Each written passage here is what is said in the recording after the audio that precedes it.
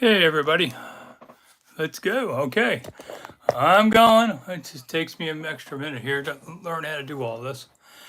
Hey, I'm Rick Snider for Rick Snider's Washington, and looks like I'm able to get this all done right.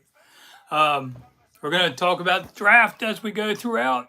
I'm here in the home studio, not at the stadium, because quite frankly, it's boring in the stadium. There's not a lot to see if you're media, but if you're fans, hey, you're having a good time drinking, but not allowed to drink while I'm working. So it's a different experience for the media. And I've covered, I don't know, a lot of drafts since the early 90s. So tonight is just the first round. Washington Commanders will pick 11th.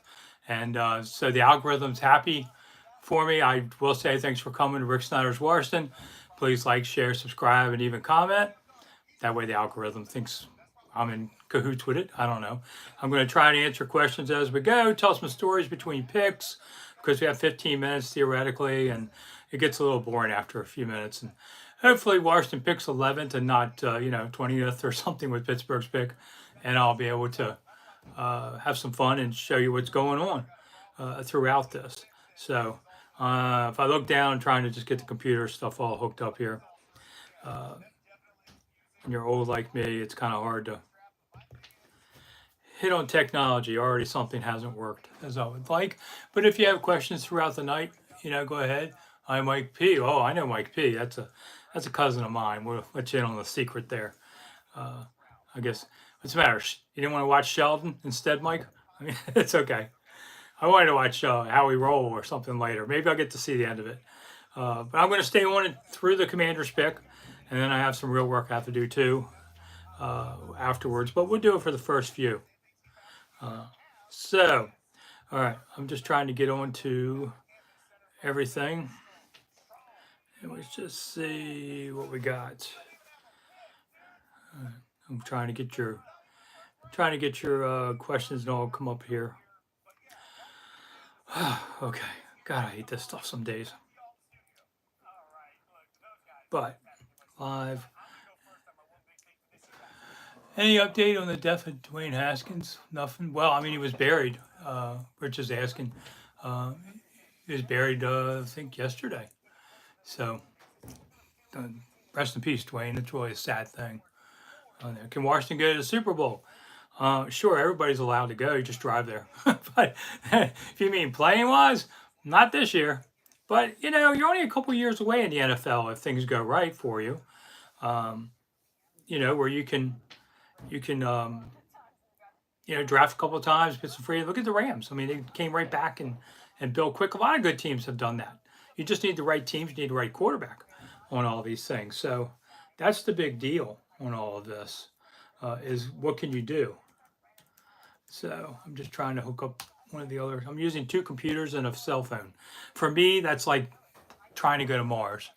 Can we still get Redskin gear at games this season? I don't believe you can get the old gear there, but certainly it's in other places. But I haven't seen a definite on that yet. But I know them. They're going to try and get rid of all the stuff soon. And Paul Green says hi. Thanks, Paul, for coming on everything. Why doesn't this want to show me what I want to see? That's what I said. Watch the monkey do the show because monkey doesn't always know how to hit the right things. Let's see if it's coming up on my main. There I am. Let's see if this works. Yes, this works. Good. Oh man, there's quite a few of you on here already. Okay, so they're getting ready to see what we got. 6 minutes till 8 o'clock, and then Goodell comes out. And I guess you're going to want to boo from home. I never quite got the booing thing. I'm like, all right, it was okay, funny for the first time, and in Philly, everybody boos and stuff like that. But, after a while, dudes, give it up, man. It's gotten cliched to this point. I used to really think Goodell was a good commissioner, but I don't feel that way anymore. I think he's too busy trying to protect the NFL from real things going on instead of being the truthful. And hey, they're a big billionaire business, so of course they're going to want to protect themselves. But sometimes you got to do the right thing. Like no written report for the Washington Redskins Commanders allegation, whatever you want to call it. That's ridiculous. You had like 200 pages on Inflategate, but nothing on this. See, you lose all credibility in these kind of things. Nobody trusts the NFL anymore. They have such random, punishment on players. They're trying to do a little better with that, but it's sort of like whatever the PR version of what the penalty should be.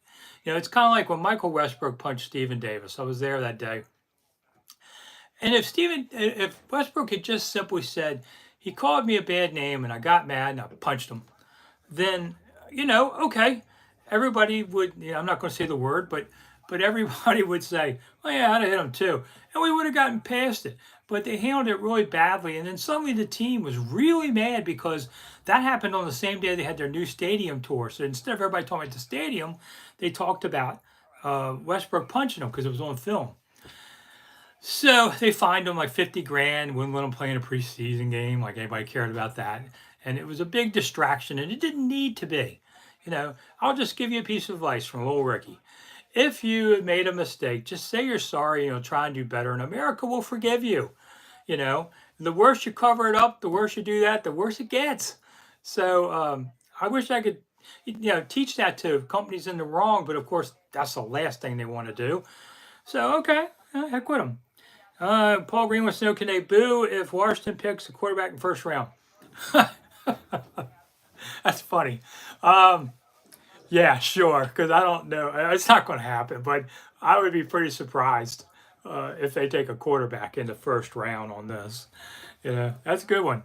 Can you still wear Redskin Redskin gear to games? Joe A asked. Yes, you can. I did check about that, and there's it's First Amendment if nothing else. They can't tell you no. So they may try and act that way, but they're infringing upon your First Amendment freedom. So no, you're still allowed to wear Redskin gear. I expect this year, just see what the attendance is, but I would expect Redskin gear to be at least half the crowd this year because it takes time just to get new stuff in Commander's gear. Which number do you want? It's a lot of money. You want to make sure you have the right guy. But I would think in 5 years from now, probably 90% of the crowd will be wearing Commanders gear. It's just going to take a little time. And a little bit, the old Redskins fans are fading out and the new Commanders fans will fade in. And, by the time you get to a new stadium, wherever that is, and I guess we'll talk about that eventually, it'll be more of a Commanders crowd, more of a young group, that kind of thing. So it should be cool. I do have to drink something once in a while. Couldn't get a sponsor, but if any of you out there want to, you can do this. All right, I got to send a link to everybody on Twitter so they can come over and have fun with us too, because they probably forgot me already. So let me type that in real quick. If you don't follow me on Twitter for some reason, what are you doing? It's Rick Snider's Washington on Twitter too, or Snide_remarks, and we'll do that. All right, now I got monkey's got to type and talk at the same time. See, you can see how its stories are made. Just type away, and then you go back and fix what you mistyped.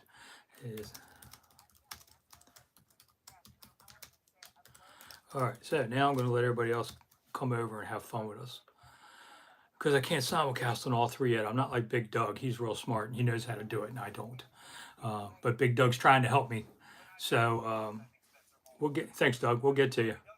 I was on his show recently. He's a great guy. I met a lot of great people. Let me just say this, as much as we talk about social media and the trolls, and God knows so many people have been mean to me, but I have met so many wonderful people that, I love it. I've met so many wonderful people, and some of I had a health scare earlier this year, and luckily things are a lot better. They still don't know what's the matter with me, but things are a lot better, and I think it's a nerve problem in the end. But it was scary. When you're laying on the ground, you can't move. It's kind of scary. You're thinking, is this it? This is it. I'm going to see Jesus in a minute. But luckily it all got better. So thanks to all of you for praying for me. I really do appreciate that. And that's why I do these shows and stuff, because it's a chance to give back and have fun with the fans and just talk with you guys when we can. So, all right, Fred Lincoln wants to know, do you think we should trade back? Tell me the deal. Tell me who's on the board. I mean, I've said this before, I'll say it again. I'd rather see at number 11 get a impact difference making player like Kyle Hamilton they could use, or maybe one of the receivers, see which one's there. That is important because you need big time playmakers. When I covered this team in the 80s, 90s, there were guys you'd walk in the locker room and there's Monk and there's Rigo and there's Dexter and there's Jacoby and there's Butts. You're seeing kings in that locker room. All right. What do you see in that locker room now? Well, you see Terry McLaurin, who has had a good start. Not quite to the Hall of Fame yet, but he's had a good start. And you'll see Chase Young came in his first year. It was like, wow, he's as good as advertised. And last year didn't go so well. So let's see what this year is. But after that, you see a lot of nice players, but you don't see those, kings. And that's what you got to get. And since they don't seem to want to spend the money in the draft anymore, I'm sorry, in free agency, you got to do it with the draft. So that's why this is so important to get it right. If you say, I'm going to trade down to 20, say Pittsburgh wants to get Malik Willis, and they want to say, we'll give you 20 and a 3 and something. Well, there's the difference there is you're spreading out your risk, and you're maybe going to get more players, but you're probably not going to get that one guy that everybody goes, yeah, that's the guy. So that's why I wouldn't want to do it. I'll get another impact maker on this team, whether it's offense or defense. It kind of depends on what the board is there. So that's why I'm reluctant to say trade down. My gut right now is they won't, but I don't know. I'll say this about Rivera and Mayhew and Marty Herney. I haven't talked to Marty Herney. Used to be one of my partners at the Washington Times. We worked together. He still won't tell me anything. That's how tight-lipped he is. They've been very good at deception and not being able to really see through them, like some coaches you could see in the past. So that's why it's hard to tell with these guys. All right, so to start the draft, here we go down Vegas. Hopefully, a lot of you guys have been to Vegas. If you haven't, so much fun. Everywhere you go, Vegas is a lot of fun. I've stayed in a number of the places. So I'm not really a big drinker anymore. I never was a gambler, but Vegas is fun for everybody on there. So I'm glad to see that they got it. Glad they got a team. I mean, that seems to be the great road game for everybody. Look at Washington last year. Man, there was a ton of people went out for that game. I think the NFL was finally smart to realize it's okay for people to gamble on games. I personally don't, because in my business, it used to be if you gambled on games, you were fired. And I was a horse racing writer for 5 years, believe it or not, long ago. And, it's, now it's okay to do that. Somebody just asked me, when's my new book coming out? Do I have the old one? Okay, so the old one is 100 Things Redskins fans should know and do before they die. It's still on Amazon. They're going to take it down soon because a new version's coming out. And it's going to be 100 Things Commanders fans should know and do, with a new helmet on the front. But it is not, let me just say this, it's not a completely new book, because how could I do 100 things? They haven't even been around 100 days on this. But what we did was we took out 5 old chapters that didn't hold up after 8 years when I did this, put 5 brand new ones in there. And then we also updated all the charts and just updated a lot of the stories. And so, I mean, it might be 10% new overall. So I don't want you to buy it and go, hey man, what a gyp, this guy cheated us. It's the old book. Well, it is the old book. And if you have the old book and you don't want to buy the new one, thanks for buying the first one. But if you do want something new, or if you haven't seen it before, or you want to give it as a gift, it should be coming out in August. I've already done all the proofs. I got to look at it one more time with the publisher. And then it'll be out on the shelves, I think in August. I'm going to have my own website. You can buy it from me and I'll sign it for you and you can throw it in the fire or whatever. But I think, you can buy it at Amazon and the bookstores in Washington area at least. They told me they expect us to sell more than we did the first time. First time we sold, I think, 6,000 copies, which any more passes for a hit. So, okay. So much for that. All right. So here's one of the drinking games. Every time that the Commanders are on the clock next 3 days, and take a shot if ESPN or NFL Network go to break. They do this on commercial all the time. It's amazing. So, That'll be the new drinking game for tonight. I may not make it through the night. Marvin Gomez wants to know, do I prefer a Redskins football team or Commanders? Commanders. I hate football team, and that comes from a writing standpoint, which is um, football team is an it's, not a they, and it's not a second reference. Like I couldn't write football team, football team. It's stupid. So I like the Commanders. Gives me a little more writing flexibility. And Commanders is as good as anything. I mean, I wish they had kept the Redskin name. I'm an old Washingtonian. Okay, my family's been in Washington for a couple hundred years. Mike P out there, he hadn't been around for quite that long, but close. And I was okay with Redskins. I thought it was outsiders who didn't understand what was going on. But then that everybody gets mad at that whole thing. But I'm just being honest with you. You know, I'd have rather kept it that way on there. Let's see. We've got some other Commanders fans. Yeah, some people like Fred say I'm a Redskin fan. It will never change. That's fine, man. It's your choice. You can be a Redskins fan, still cheer for this team. You can be, if there's any football team fans, you can do that. You can do that. Hey, what's up, Outlaw King? So you can do all these things. It's okay, you know, to be a Commanders fan if you want. And the Red Wolves would have been kind of cool because you could have had a howling there, you know, like if you ever been to an NC State game, they do the Wolf Pack. Ooh, it's a show now. Thing starts howling, you know. So, some Paul Green still has his RG3 jersey and hat. Nothing wrong with that, you know. And somebody has HTTR, yeah. And I see the big thing now about HTTC versus Take Command. Do what you want. There's no Twitter police. I think I don't know what Elon Musk is going to do. Blow on there. Uh, uh, J Dubs asked, "What's the percentage chance we draft a running back at some point in this draft?" I'd say 80%. I think that they will draft a running back, but maybe not until the fourth round.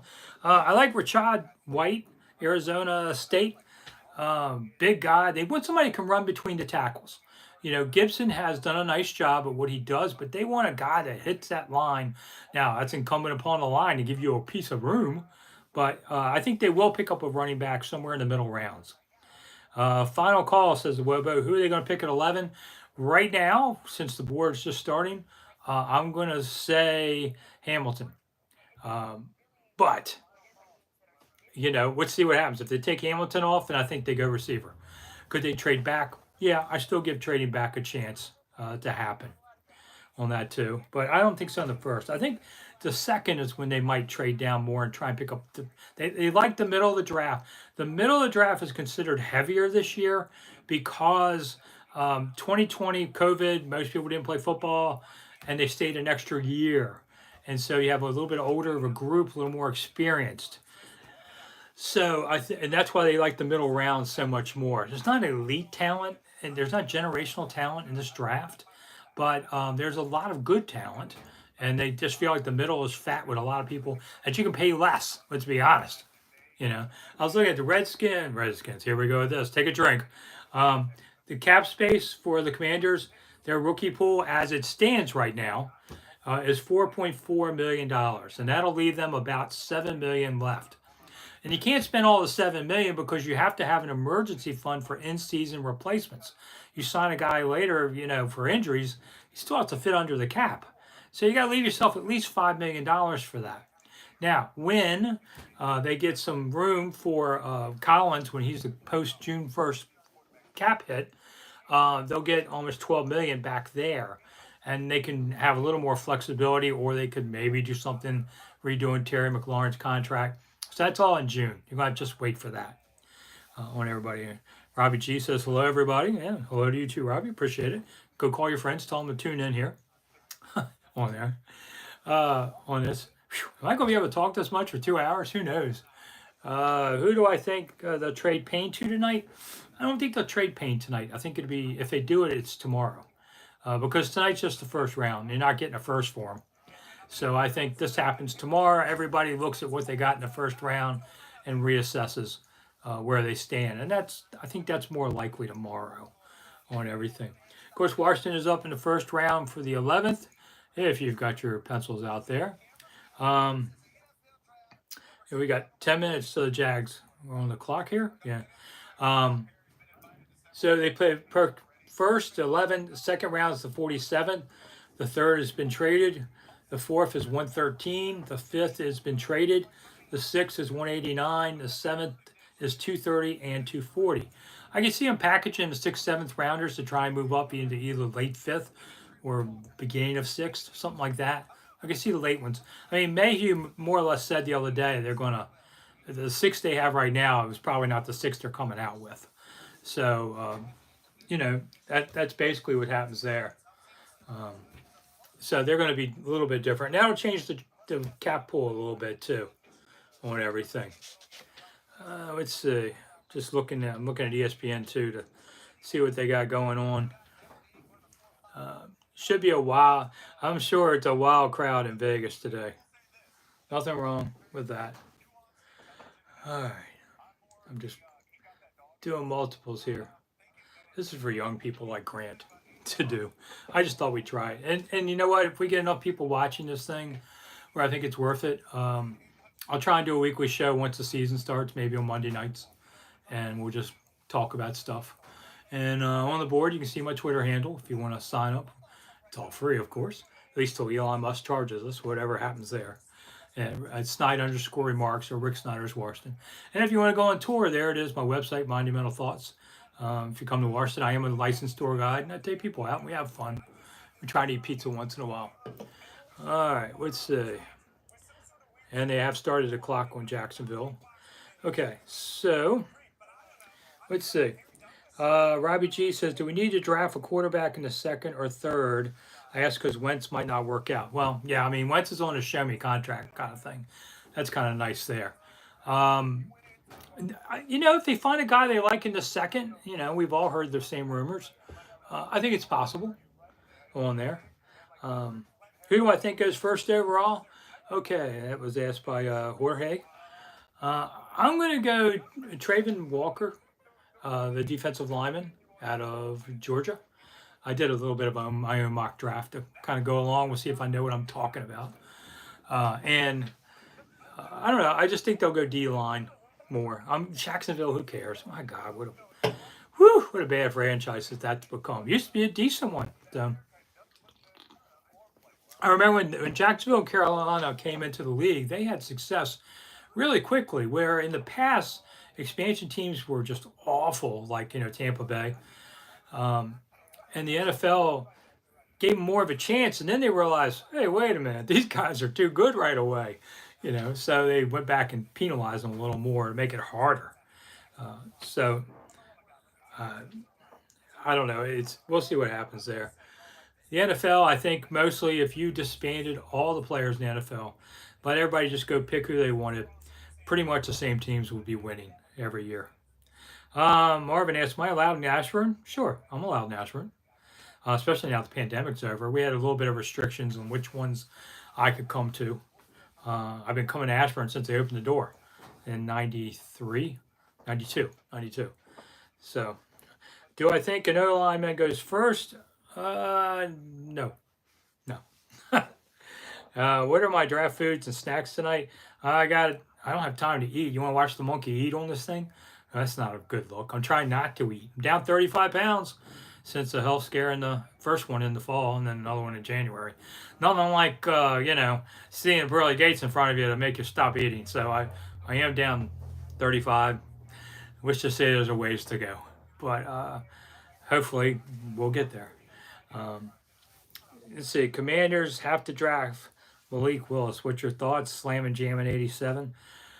I wouldn't, if they take him, I'd be surprised, but it's not like they don't need a backup plan at quarterback. I mean, I'm not as down on Wentz as a lot of you are, but I think you got to look at a plan B. But the plan B that they draft, even if they go corner, let's say Hamilton's not there and they want to go with a corner.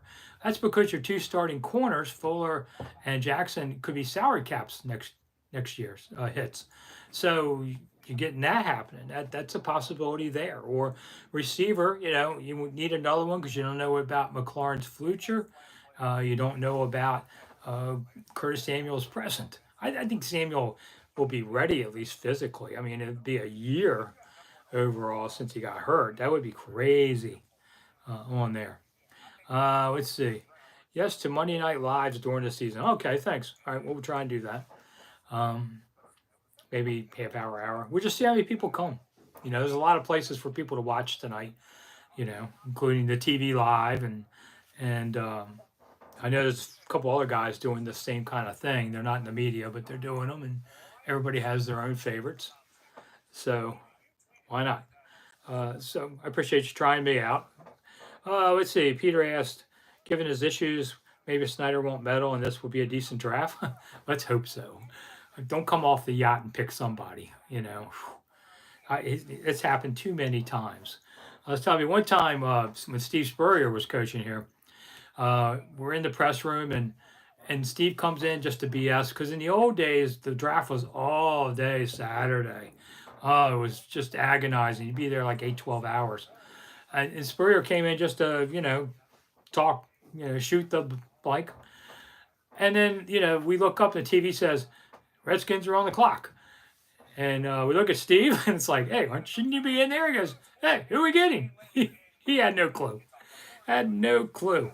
And there was another after that draft. Spurrier, we all go in and talk to the coach about his overall class of picks. What do you think? And he basically starts reading off everybody's height and weights. Okay, I can read a height weight chart too. What else you got? He really couldn't say anything about him. And somebody finally asked him about a player they drafted, and he said he really didn't have anything to say about him. And he said, but last year when you coached at Florida, you played against that team and that guy. Ooh, ball coach got mad. Ball coach didn't like people asking him real questions. He was used to Florida, where all the reporters were mostly Florida alumni. He'd done a great job there, so nobody ever gave him a hard time. And not that we're the meanest people in the world, but uh, it's just kind of funny. He did not like being questioned. I asked him one time. I said, "Why are you going to play Werfel at quarterback?" And he started yelling because I'm the ball coach, and starts yelling at me. And I'll give him credit. He walked away and then came back and apologized for yelling at me. And I told him, I just come back from a heart attack 20 years ago, and I said, I really don't care. You can yell all you want. And he laughed and I laughed, and we never had a bad word again. I liked ball coach. He was totally in over his head, but ball coach, was a decent guy. Well, the Jags pick is in, but they're not saying yet. Why do they take so long on these first picks? I know we're all wondering, oh God, doesn't Jacksonville know who it is? Why are they taking the whole time? Oh, they're going to listen to trade offers? No, that's not what it is. I can tell you what it is because this happened in Washington. The year, I think it was 2000, they had LeVar at second, Samuel's third picks. They had consecutive picks. The TV networks came to them and said, hey, listen, we got a lot of packages and stuff already built into these two picks. Take the 15 between both of them and let us run all the stuff we're doing. They could have cut a half hour off of a very long day, but TV convinced them. So they're literally just sitting there going, waiting for the 15 minutes to go by before handing it in, just because TV wanted them to do it. So, that's how crazy it all is on there. Let's see. I'm just looking at something else here real quick. Oh, monkey types. Everybody, take a drink.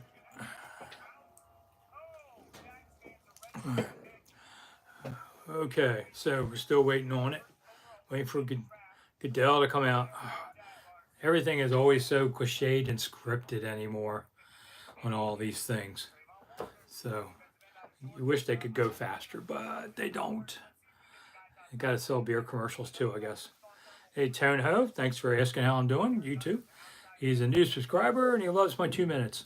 The funny thing, people like the 2 minute shows. I came up with that idea because none of you can last that any longer than that.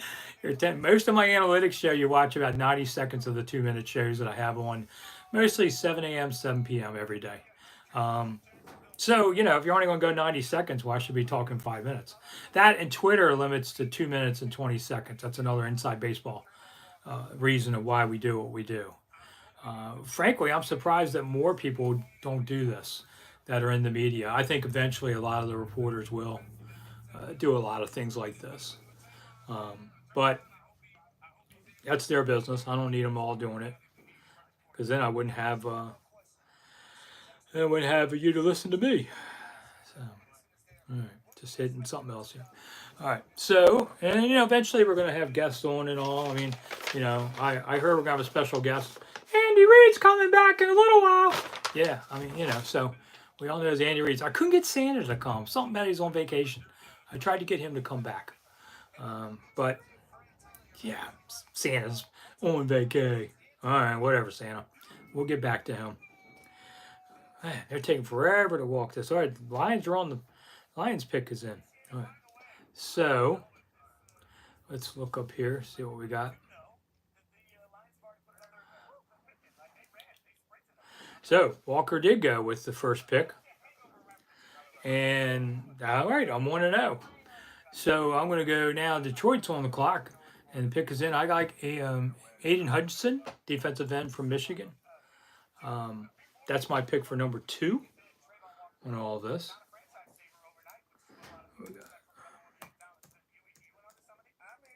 If my friend Dave's watching, he'll be proud of me for doing all this. He's a whiz at technology, and I'm not. So I just try to look at the camera.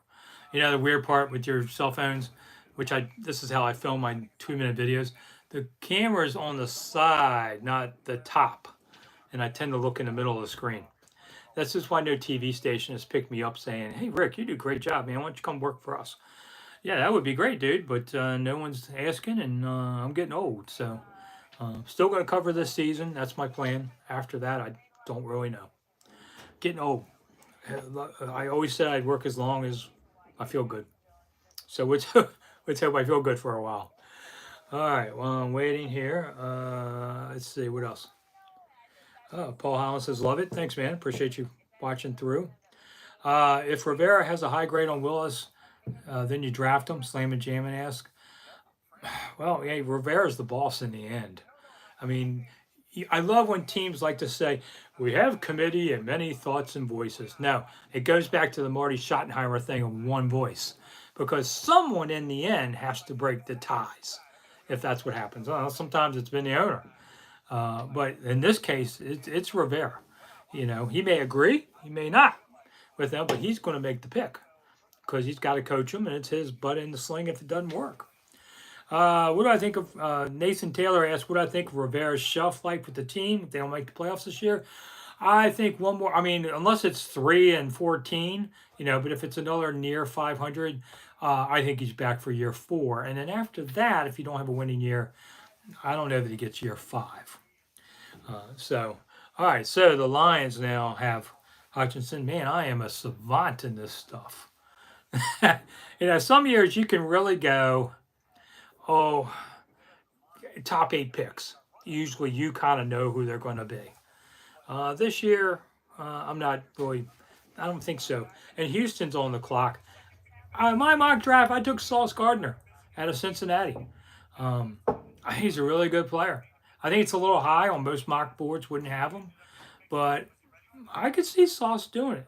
So why not? On there. Be one player Washington really didn't figure on getting. And all of you had asked me again what my snacks are here. I know I've been trying a lot of crazy videos of stuff I want to do. I did on Easter. I did seaweed chips with my grandkids. They liked them. I hated them. I wasn't much on them. They weren't horrible. Cauliflower pizza. I've tried that. It's okay. Most of this stuff's okay. Nothing's going to make you like spit it out and die. But I did do the Old Bay vodka. Not much of a drinker anymore, but Old Bay vodka tastes like what you would expect, but it's not overpowering. It's okay. It's a conversation. Once you have a few shots of Old Bay, it's hard to have conversation, but let's see. Robert Lawrence, I know he's in the military, but every pick doesn't have to be. Well, I don't think every pick is. Nothing wrong with the military player whose parents are in the military because they have discipline. I've seen that a lot. Military families, I married a woman whose father was military. They have a higher sense of commitment and discipline than a lot of us goof-offs do. But I wouldn't make that the reason I picked somebody, but it's a nice side benefit to it all. Mike Mack says, hey back on all that. Let's see. So we're doing that. Okay. So somebody asked, what makes a good draft? To me, if you get two starters out of a draft, um, and a reserve, that's a really good draft. There are years I went back today and looked at Washington's drafts throughout time. Man, there were some years they didn't get Bupkus on there. I think the one. Let's see. There was the worst draft. I got 1968. They got punter Mike Bragg in the fifth round, and running blocking back really Bob Burnett later on, and the Burnett, he didn't. He was a blocking back and a punter. That was it. But the interesting part of that draft in '68 was Jim Smith, defensive back, started every game that year, but got hurt at the very end, career-ending injury, and then he sued the NFL over an antitrust on the draft, saying that he would have got more money if he could have gone at it at large. And the NFL and the courts upheld this, and he got paid more. And then the NFL and the NFL Players Association came up with what's the modern agreement to the NFL draft, and how they can do that this way. I mean, you come out of college, you go work for any company you want. These guys can't, but they compensate them better, and so it kind of works out. But that was the interesting part of the '68 draft. The 2003 draft, Taylor Jacobs, Spurrier took his Florida receiver, got didn't do anything in 3 years, had some injuries. And they also got Derek Dockery in the third. He was a good guard, played 10 years, 2 stints in Washington. And then he had Gibran Hampton, who was really interesting. He was a local kid from O'Connell. His parents were from the Middle East, a very worldly kind of guy. Bounced around the NFL and CFL for 8 years. He threw one first down in his only season in Washington. So he got one first down out of quarterback in that draft. So you had three players that one was okay and two nothings, and that was it. So they have some bad drafts over the years. I was asked what is has heard George Allen never liked to talk draft picks. George Allen didn't like to talk about anything. Now I did not cover George Allen because I was just like 5 years later I started covering the team, but I had buddies who did. He would. I remember the old Redskin Park. They had a track around the field. They had one field. It was like in a warehouse district that, when they built it, it was the first NFL facility, and it was way out, and nobody, you know, nobody could really come watch them or anything. They even had a guy who walked around the perimeter. They called him 007. He was a security guy, and they, so they just had the one field.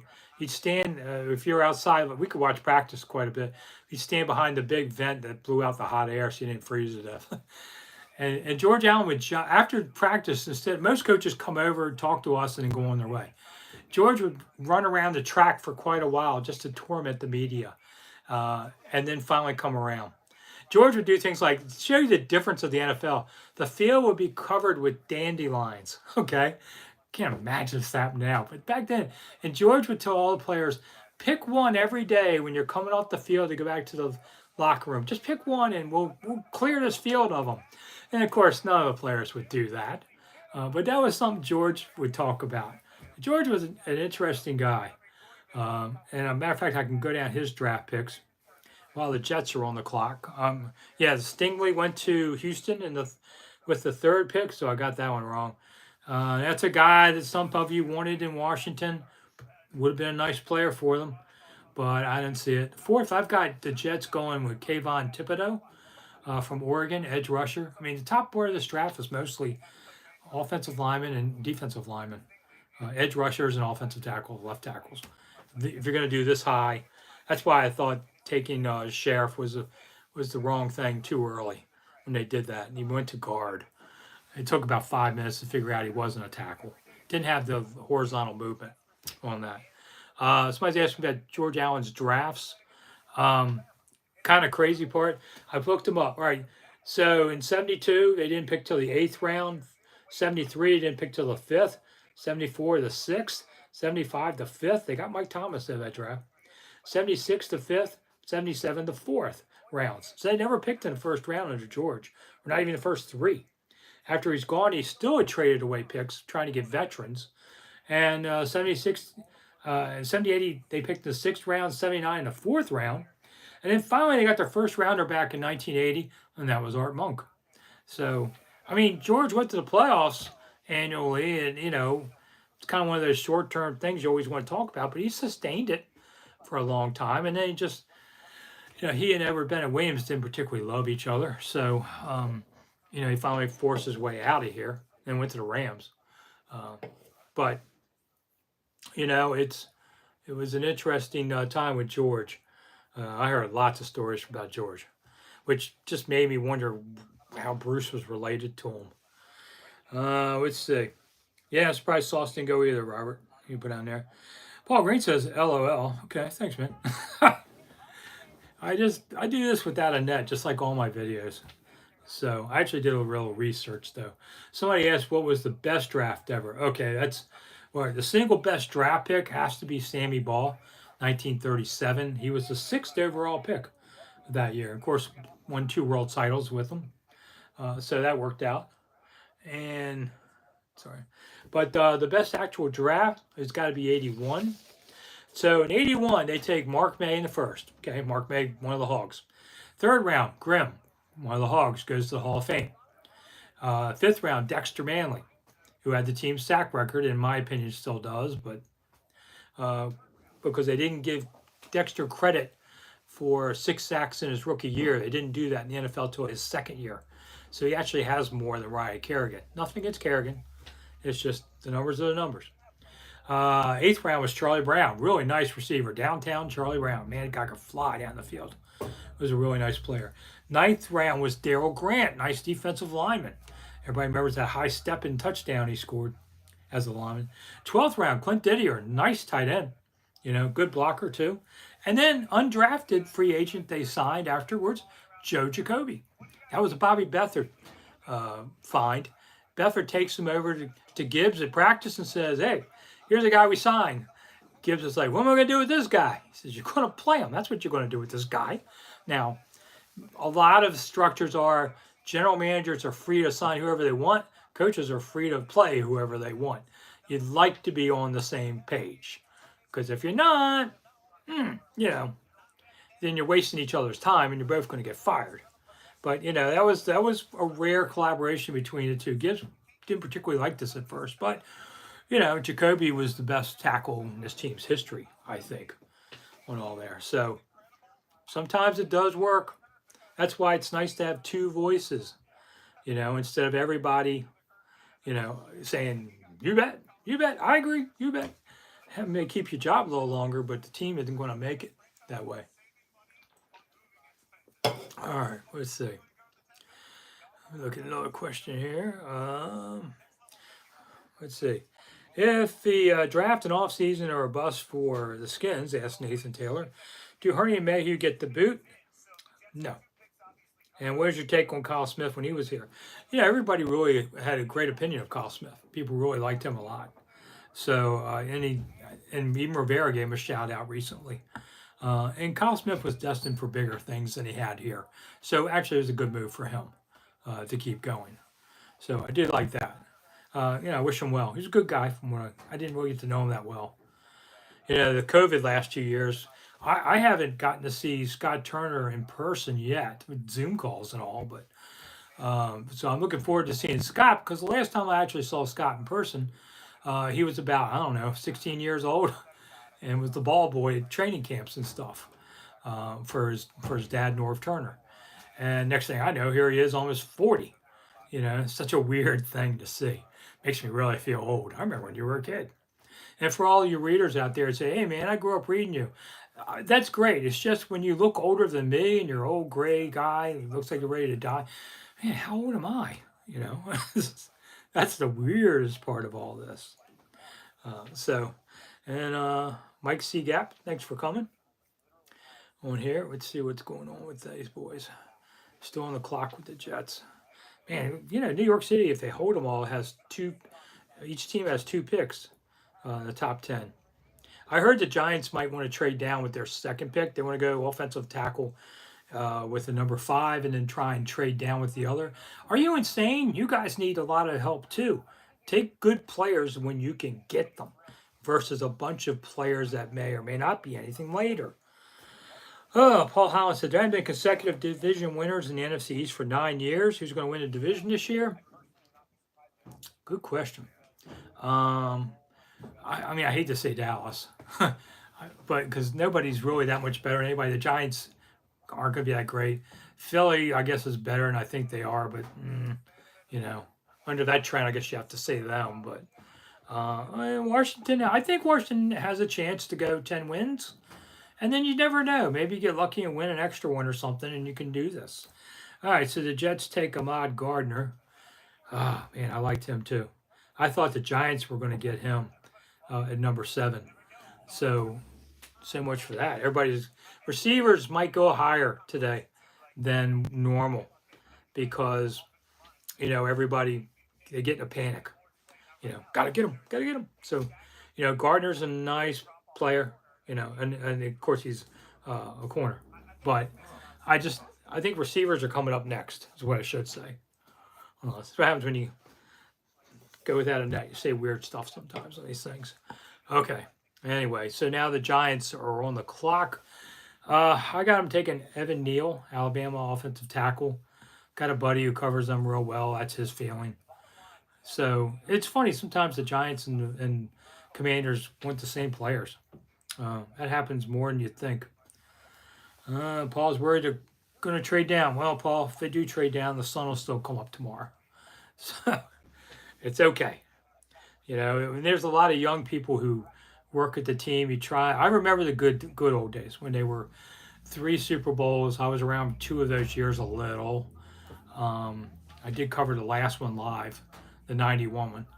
And, people were happy and things were great. And then, Cook dies. The team just goes into this long walk through the desert with an owner who doesn't treat his employees very well. And now it's just no fun to work there at all. And losses just seem to drain the life out of the place. And you have to learn just that tomorrow's Monday and we all go to work. You can't take it that to heart. I guess because I've watched so many losses, that's how I feel. But it's not a happy place to go. I often say the 2 happiest days working at Redskin Park for a lot of people, your first day and your last day. Because these poor people really get worked hard.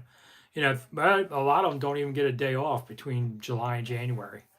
So it's not easy. It sounds glamorous, and people do it for their resume on there. There was once a general. Well, he was retired general. There was once a young man in Georgetown who got a summer internship in '69 under Lombardi.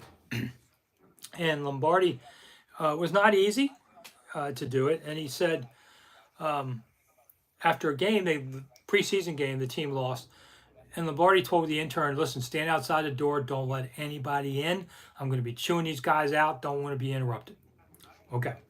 He stands out there. Here comes Edward Bennett Williams, who was running the team. He was a minority owner. He was kind of like the bridge between George Preston Marshall and Jack Kent Cooke. Really interesting man. The Man to See is a book about him. He was a lawyer in town. He represented everybody. He was a really good lawyer. Anyway, he gets to the intern to go in. The intern says, well, I'm sorry, nobody can go in. He says, yeah, boy, I run this team. I own this team. Get out of the way. And he goes in the locker room with his kids, and they just disrupt everything. Well, Lombardi comes out and chews out that intern. Tells him he's a loser. He's nothing. He's never going to be anything. And that young man went on to be the top general in the United States Army before he retired.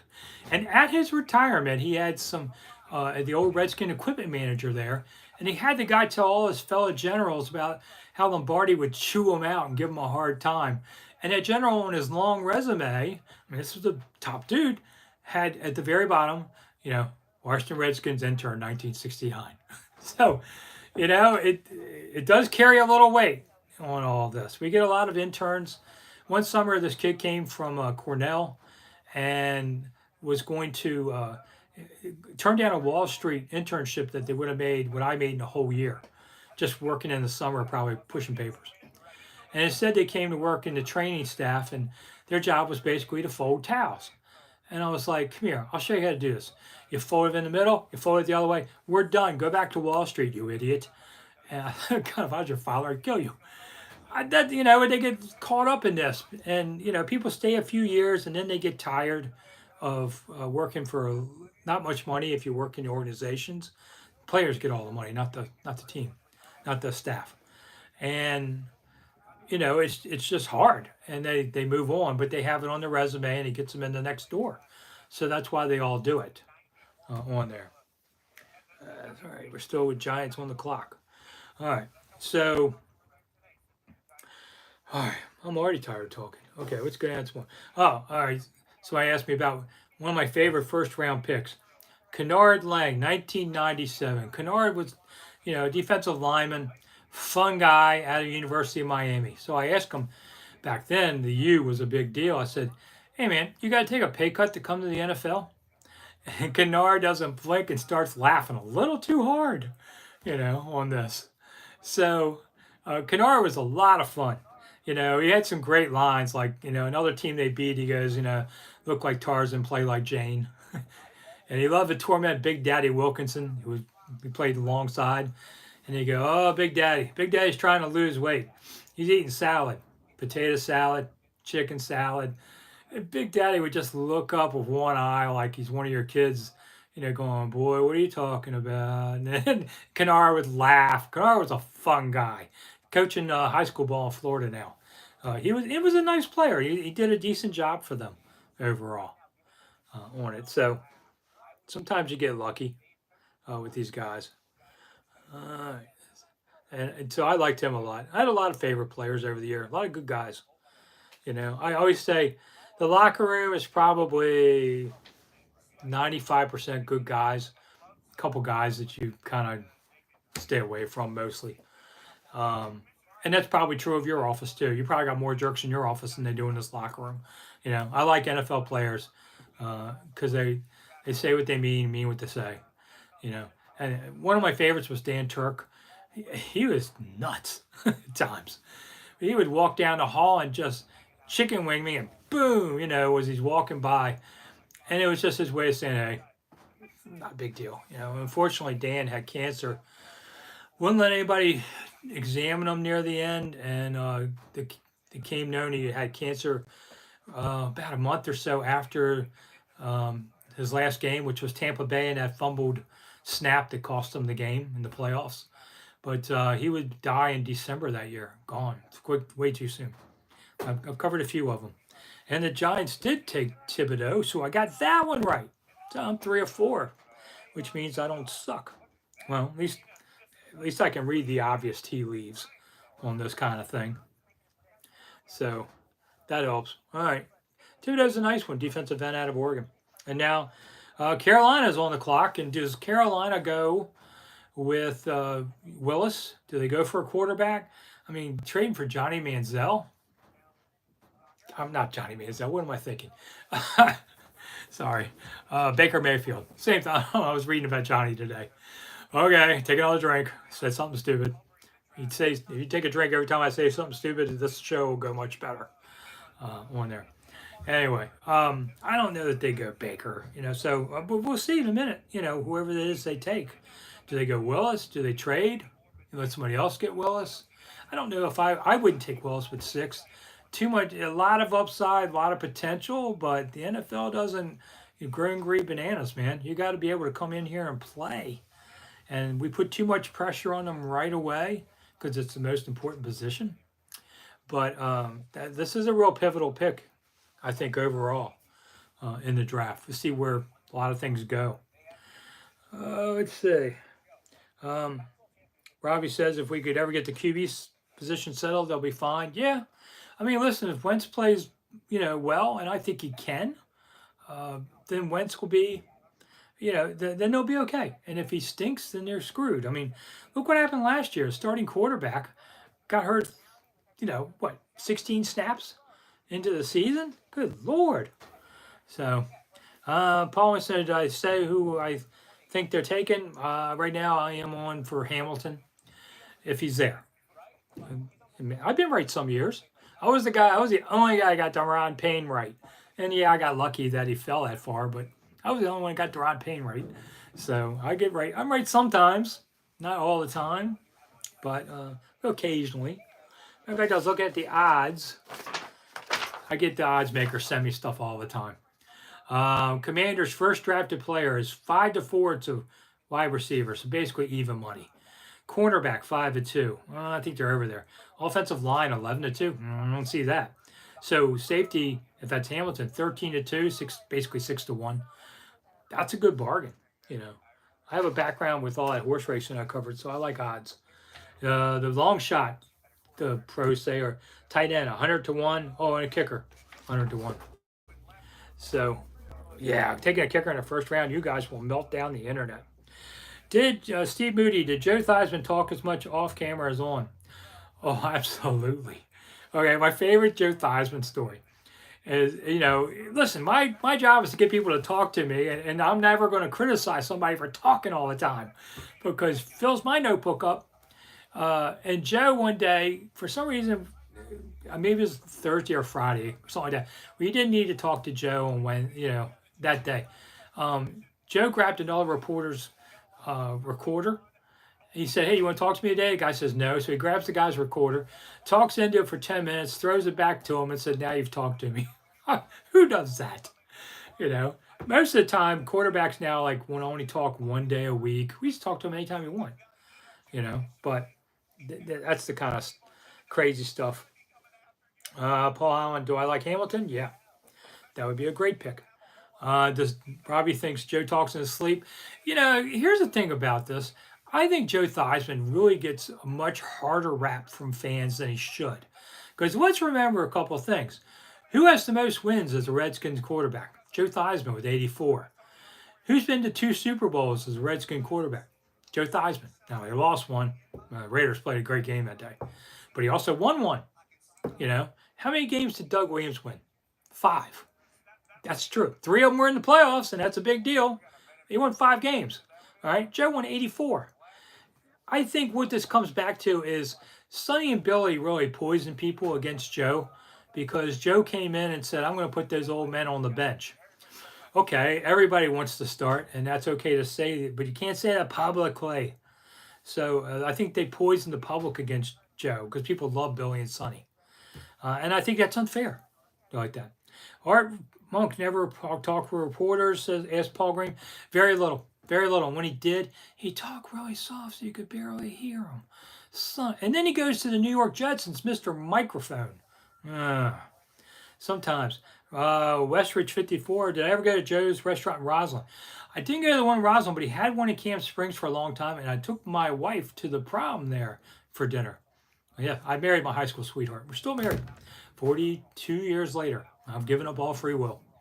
So we went to Joe's there, and it was a really nice place on there. So Joe, I haven't been to the one in Roslyn, but I hear it's nice too on there. Let's see. You guys are asking much more questions than I thought you would, which is great on here. All right.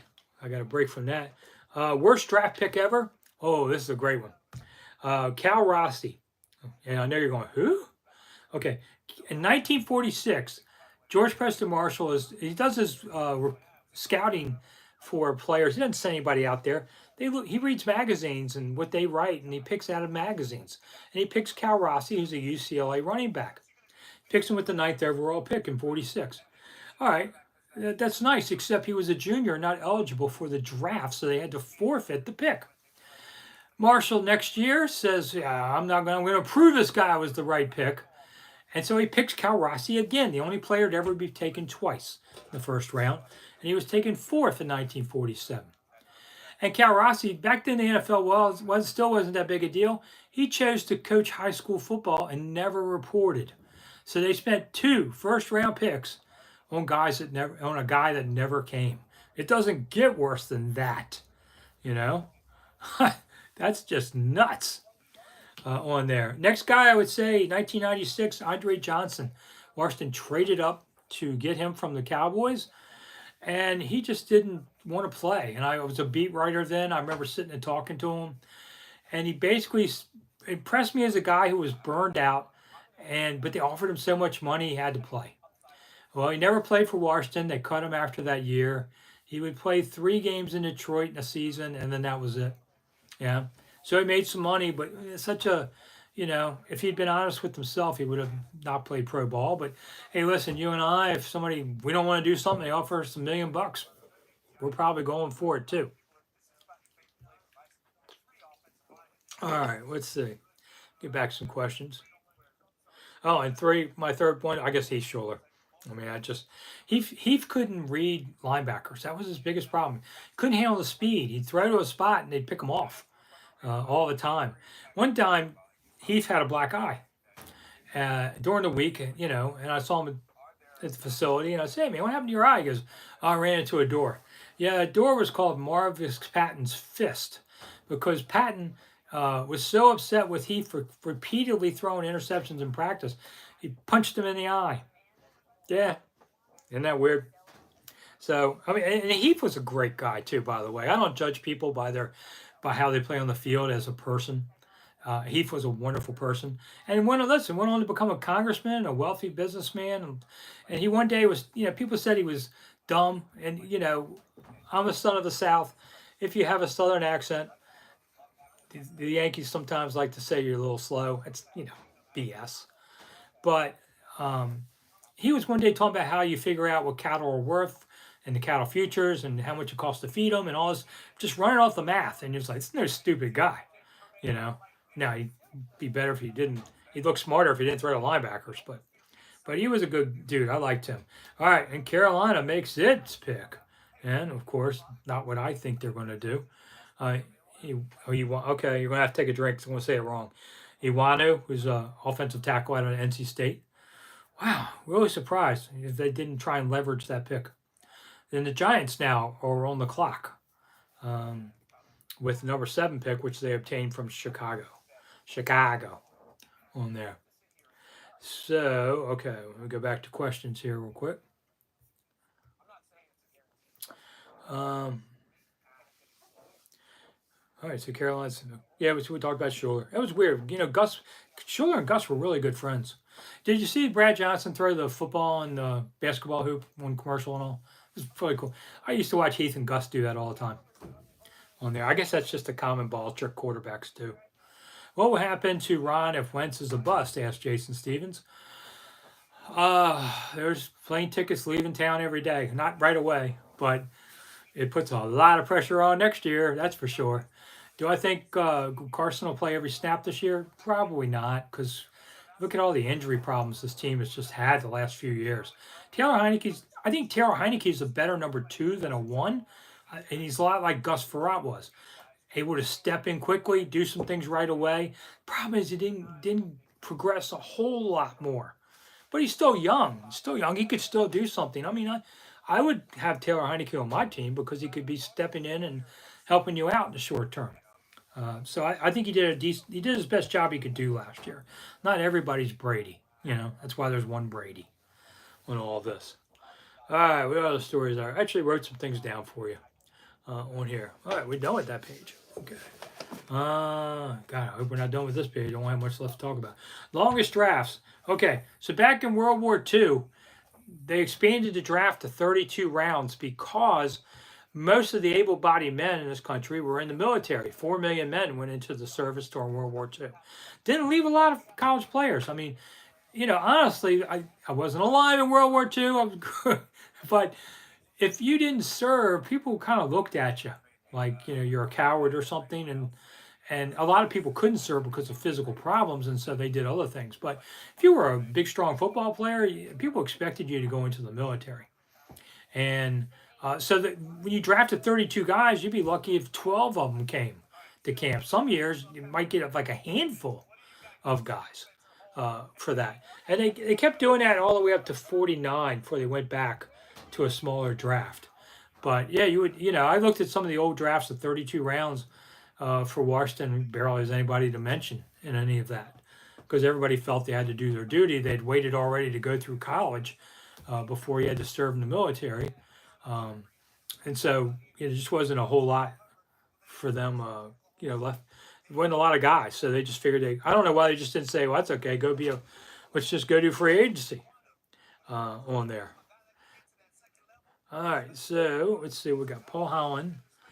Paul Holland thinks Wentz is going to have some long touchdowns. I agree. He's got a decent arm. He can throw it long. I watched Wentz have a good year. It's been 5 years ago now, but with Philly, and he could do it. Greg Eads says, if you got a star on your helmet, it's on. Very true to that. Let's see. Do I have a most hated, least favorite Cowboy? Steve Moody. Um, wow. You know, I guess my favorite would be Randy White if I had a favorite Cowboy, which I don't. But he played at Maryland.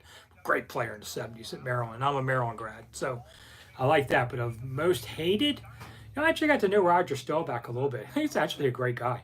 Played at Navy, too. Clint Longley ruined my Thanksgiving day. I think was it '74. If it's not, have a drink. Um, where I was still a teenager then, but um, it looked like Washington was going to win that game, and Longley beat them on an improbable play, and they did. That was a killer of that. So I'll put him down as my least favorite. Maybe Michael Irvin too. Didn't like Irvin as a player. Yeah, Darryl Green got better of him, I think. All right. Washington football fan WGIL. Were there any U.S. presidents that were Washington fans? Yeah, I mean, I'd say this, Nixon was because Nixon was from California, so was George Allen.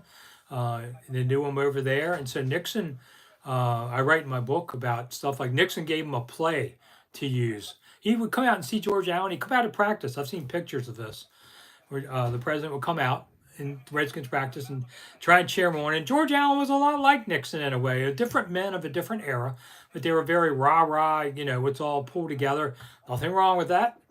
But so Nixon, I've heard this story from several people like Sonny, and it varies a little. But Nixon gave the play, and they finally ran it in a game, and it lost, I think, 12 yards, and it pushed them out of field goal range, and they lost the game. And then nobody wanted to admit it to having anything to do with that play on there. But Nixon was big on that. Most of the people in office, uh, there was a time when they would come out and see games and stuff, but we haven't had a president. I remember Al Gore coming to a game as vice president back in the '90s at RFK Stadium around '98 or so. But I've never saw a president there myself for football. Um, Presidents don't come out to ball games much anymore.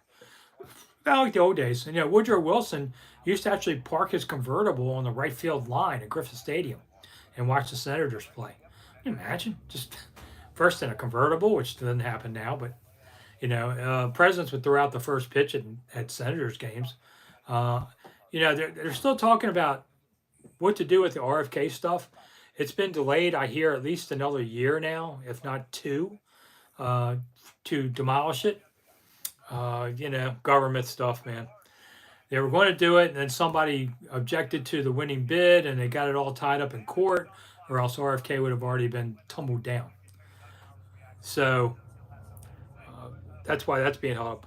I'll get back to that in a minute. So, all right, so the Giants have now taken Neal, the offensive tackle out of Alabama, which I predicted. So I'm 4-5. See, this is pretty easy stuff. I'm not sure 4-5. I'm now 5 of 7. Carolina, I thought was going to go at a quarterback, so I got that wrong. Okay. So number 8 is on the clock, and that's the Atlanta Falcons. And I have them taking Jamison Williams, the Alabama receiver. A little worried about that guy and that he's coming off of an injury. I like players that aren't injured on there. He may be fine. He may be next Jerry Rice. But a top 10 pick like that, boy, it scares me a little bit. So great potential either way, good or bad. So we'll see what happens there. All right, I was talking about the RFK seats. So I was told that they had a company that was going to be taking stuff out of RFK, like the seats and all, and sell them. And it was, it was already supposed to have been done, but everything has been so delayed. There's no timetable on this stuff yet. So um, we'll just have to, wait and see. But eventually, I think if you want to buy one, you can. I see one on sale on eBay now and then on there. Paul Holland, did I ever tell you who your favorite coach was? My favorite coach, huh? Well, overall, I'd probably say George Allen, but I was watching him as a teenager. But covering wise, that's a good question. I don't usually like any of them that much. Didn't like Marty. Didn't like Shanahan. Um, don't like disingenuous people who tell you things. I like Norv. I mean, I know Norv. You guys view it differently than I do. Who was the easiest guy for me to work with? I was a daily beat guy with Norv for 7 years. So I liked Norv fine. We got into fights now and then. You know, he'd say some mean things to me in front of other people, and I'd pay him back on that. As a beat guy, you can do that sometimes. What about Spurrier? Like I said, I told a story earlier where he yelled at me and then apologized. So no hard feelings on it. But I just thought Spurrier's skill sets were geared toward college, not the pros. And he was really good. He's good in college about dealing with alumni and recruiting and getting fans, and it's that kind of stuff that you do in the NFL. Um, so that's why I just don't think he was a good head coach. Scott says, not in the mood for yakking heads on ESPN or NFLN. This is the place to come. Very good. I just tell stories. Most of it's true. Keith Payne asked, my take on Vinny as a general manager and talent evaluator. I think he did what Dan Snyder told him. Dan Snyder didn't know what he was talking about, and so everything was doomed to fail. I have to think Vinny had a little more common sense than maybe some of these picks, but he was run by the owner, and so he just didn't have a very good tenure. I'll leave it at that. Personally, we weren't friends. Um, okay, so Atlanta has just taken Drake London. Okay, so Washington fans, you guys wanted a couple of these people already, and now they're gone. London's a nice pick for them. I figured they were going receiver. I just picked the wrong one, which now puts Seattle on the clock. With Jermaine, I have Jermaine Johnson. I kind of went on Jermaine Johnson, Florida State edge rusher. Wow, we're really coming along through here, aren't we? Washington's going to be on the clock 20 minutes or so. Yeah, we figured they'd pick around 9:30, so something like that. Um, so okay. All right, here's one: kickers in drafts. Normally, we never take kickers anymore. Everybody gets yelled at if they do. Do you know Chip Lohmiller was a second-round pick in 1988? I'd forgotten he was a second-round pick, and really, that was about the only thing they did in that draft. But he was a major contributor for 7 years. Made All-Pro a year. His best game was 1991 Monday Night Football. They beat Dallas 33-31, and Lohmiller was the first NFL kicker to have 4 field goals in a game of 45 yards or more. And they've had a hard time replacing him ever since he left. Um, you know, kickers with this team, it's like kryptonite. Seems, I don't know. I do like Joey Sly, though. I like Joey Sly. I think he's cool. He's got the tats. And I mean, most kickers are very vanilla, quiet guys that went to Penn or something, and they know to hide in the locker room away from the other guy. Not Joey Sly, man. Joey Sly's going to have his own gang out of this group, and I just think he's a cool dude. So I wish him well. He did well for them right there. All right, let's see. We'll do a couple questions while we're waiting for the pick. Any draft in the history of the organization matched the 81? No, that's clearly the best. Steve Moody said, I remember Spurrier saying he wasn't going to miss any golf because of being a pro coach. Well, he missed some, but he would show up a lot of days around 10 o'clock, and he'd played 9. Now, there's no one way to coach on your hours. I mean, Gibbs wasn't the best time management guy, and sometimes they would goof off after practice and eat dinner, and all the coaching staff was together all those years, and so they would hang out for a while, and then they get to business later. Whereas a guy like Norv Turner would get in at 5 in the morning and work till about 7, and then he would go so he could see his kids. All right, he put in a 14-hour day. What more do you want? But Norv didn't have any success, and Joe did. So people go, oh, you got to do it that way. Spurrier showed up later, but I laugh. Redskins coaches always had a deal with a Cadillac dealership, where they got a free caddy to drive around. Spurrier comes in this Buick, and we start laughing about Buick, and he said, "This is the Cadillac of Florida." You know, with all the old people like to buy Buicks, he said. Okay, so well, it was just funny. It's something so different on there. If I ever get rich, I'm going to drive a Cadillac. But Buicks are nice cars now. I actually looked at them recently. They're a lot sportier than they used to be. That's for sure. Yeah, we're getting closer to the wide receiver, some of you ask. And was John Riggins a good talker? No, John Riggins hated talking to the media, but he was good at it when he did. You know, I mean, when he came back after that year holdout and said, I'm bored, I'm broken, I'm back. And that was one of the greatest lines ever. You know, loosen up, Sandy, baby, you know, to the Supreme Court justice. I mean, Rigo said some funny stuff. And Rigo is a good guy. You know, all of you guys would love hanging out with Rigo. But let me give you a secret about Rigo. Rigo hates people who go, hey, John, John, hey, John, John. Now, if you ever meet Rigo, play it cool. Just, hey, John, nice to meet you.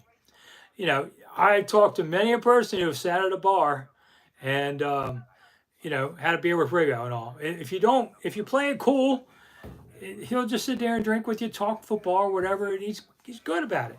But he doesn't want people making a fuss about him. So that's the key about him on there. I was looking back over the drafts. I saw Rich Owen. I remember we called him Richie Redskin. I just came popped up. Spurrier walked away. Why'd he go? Asked Mike.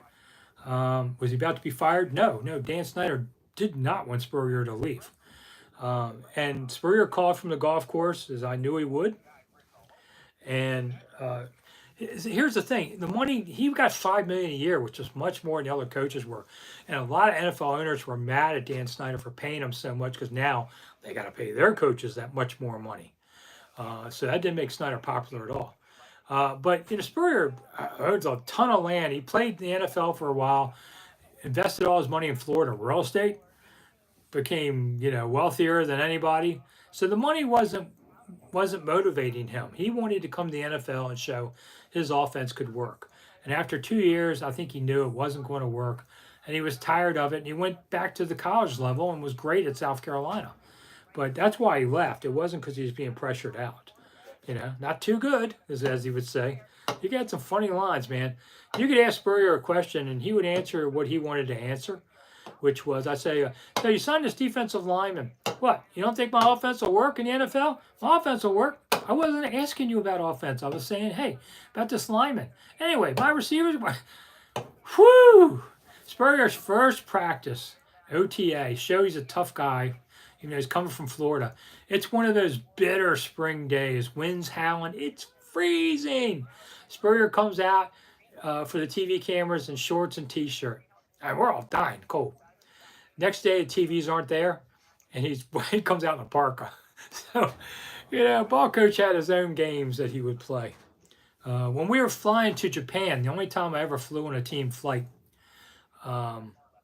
Spurrier, came back. And I say we don't Seahawks still. So Spurrier, the players were all in the back playing. Cheerleaders were there. Media sitting back there. It's a handful of us that went.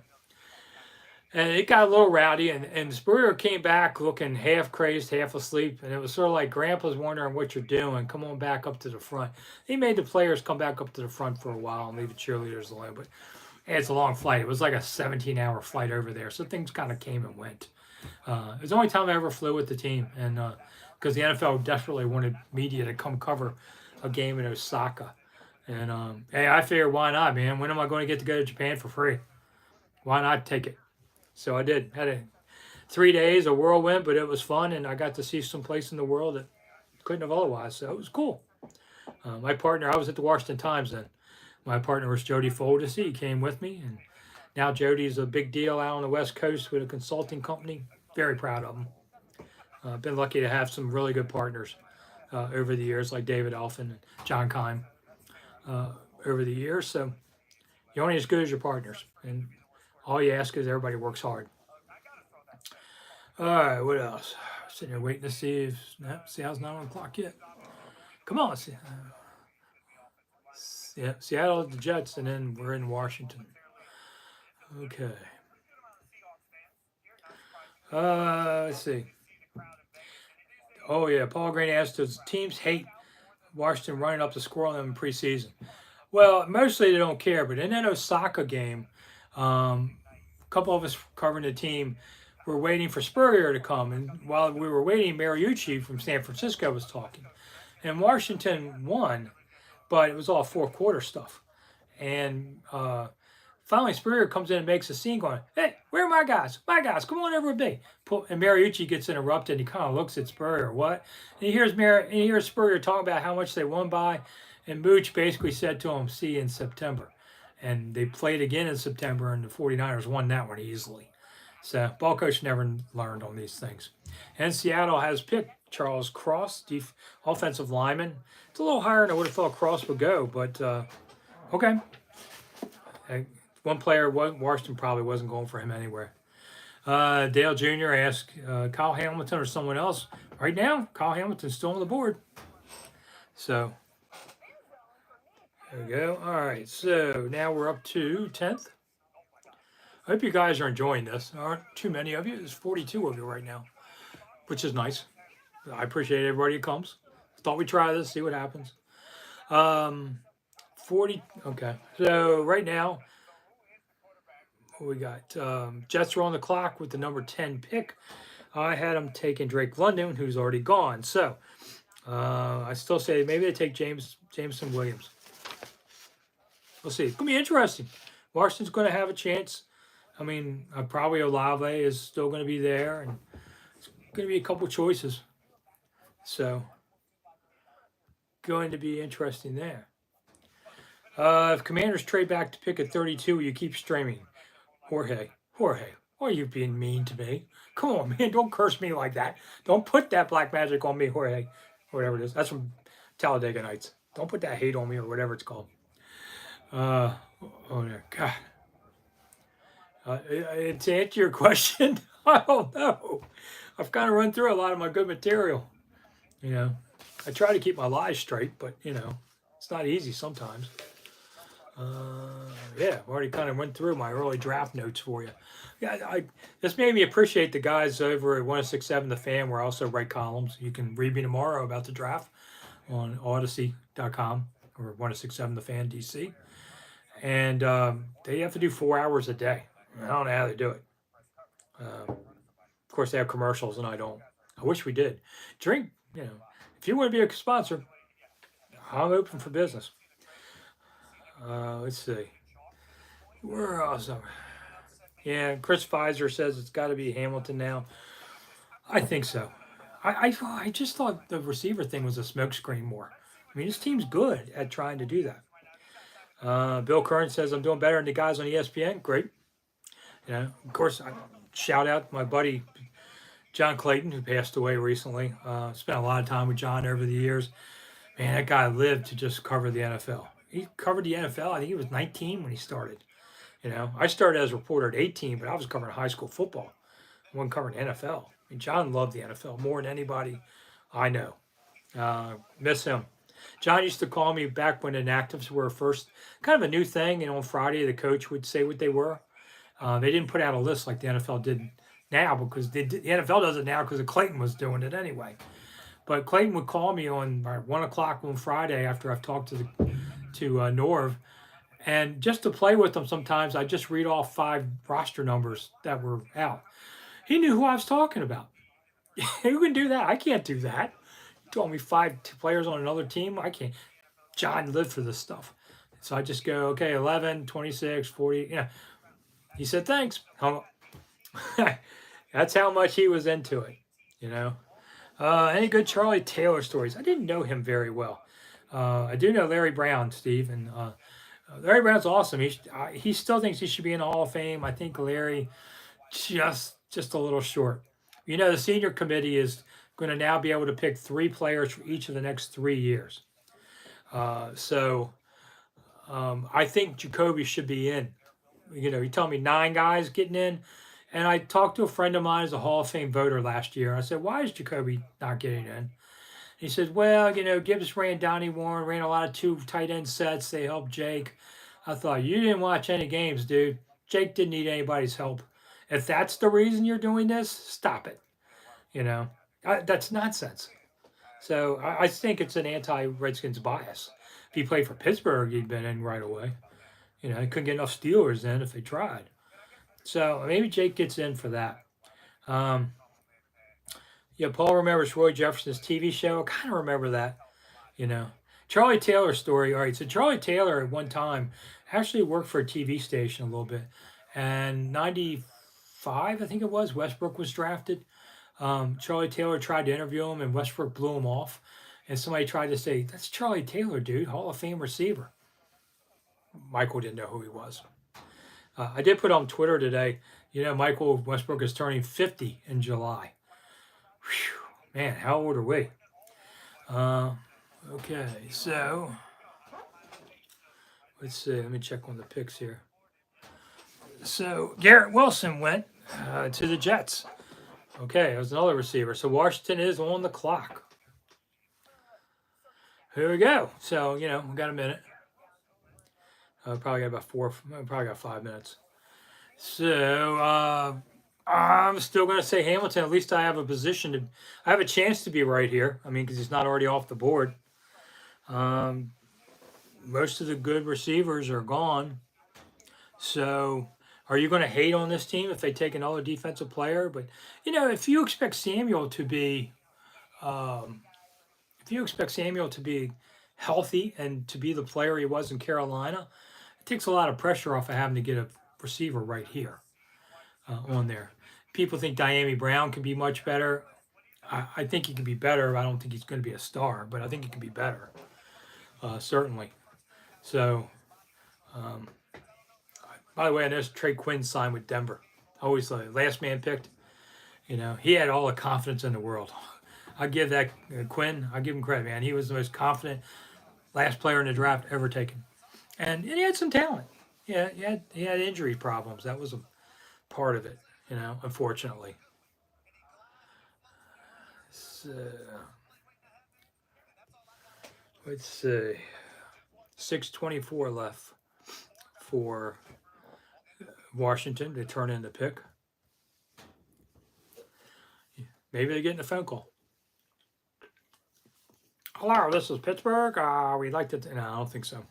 Because then Pittsburgh knows they're not taking a quarterback. So why trade to that spot? You know, you can go to the next spot, kind of thing. Just checking on the status. I see Mel here. All right, so now Minnesota is on the clock, which means Washington's pick is in.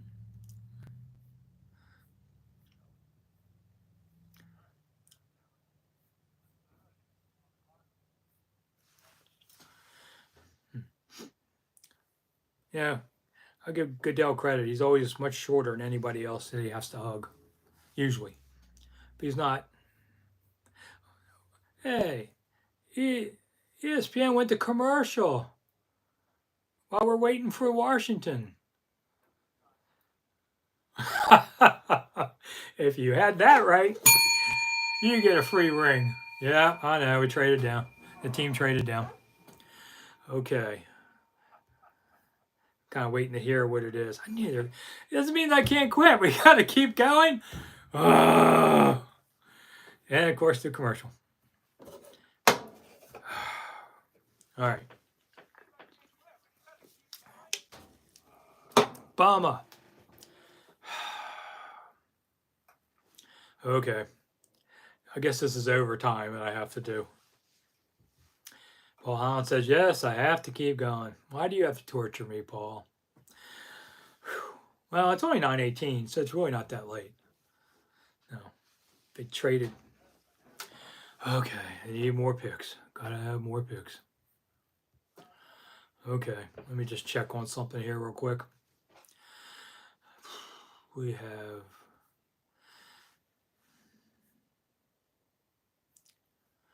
and okay. My buddy Matt Cohn just tweeting, I'm sorry, but these people who dress up for the draft are idiots. Come on, man, have some fun. 6 picks to go. Okay, 7 picks are yeah, just kind of waiting on everybody here. I'm not surprised they traded down. I didn't want them to, but I had a feeling. So they are going down in this draft a ways. I think it's a mistake, but hey, maybe you remember they traded down a couple years ago and they still got the player they wanted. So maybe they still do. Maybe they're getting Olave or something. Olave. I've been trying to think who does that accent in the words. Olave. There's some TV show. I can't remember who it is. All right. Okay. I'm just trying to get all the updates here. No quarterback yet. That's true. Yes, it's an unusual draft for this. Nobody got desperate. Do you need more picks? I don't know. I think you need more playmakers. Whatever. They trade. They don't listen to me anyway. I'm the wrong Snider. I spell mine correctly, so they don't listen to me.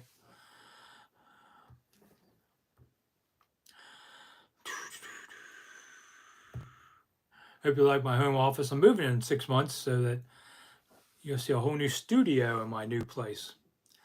All right, so Washington's going down a few picks. Wow. Well, not horribly. Okay. So,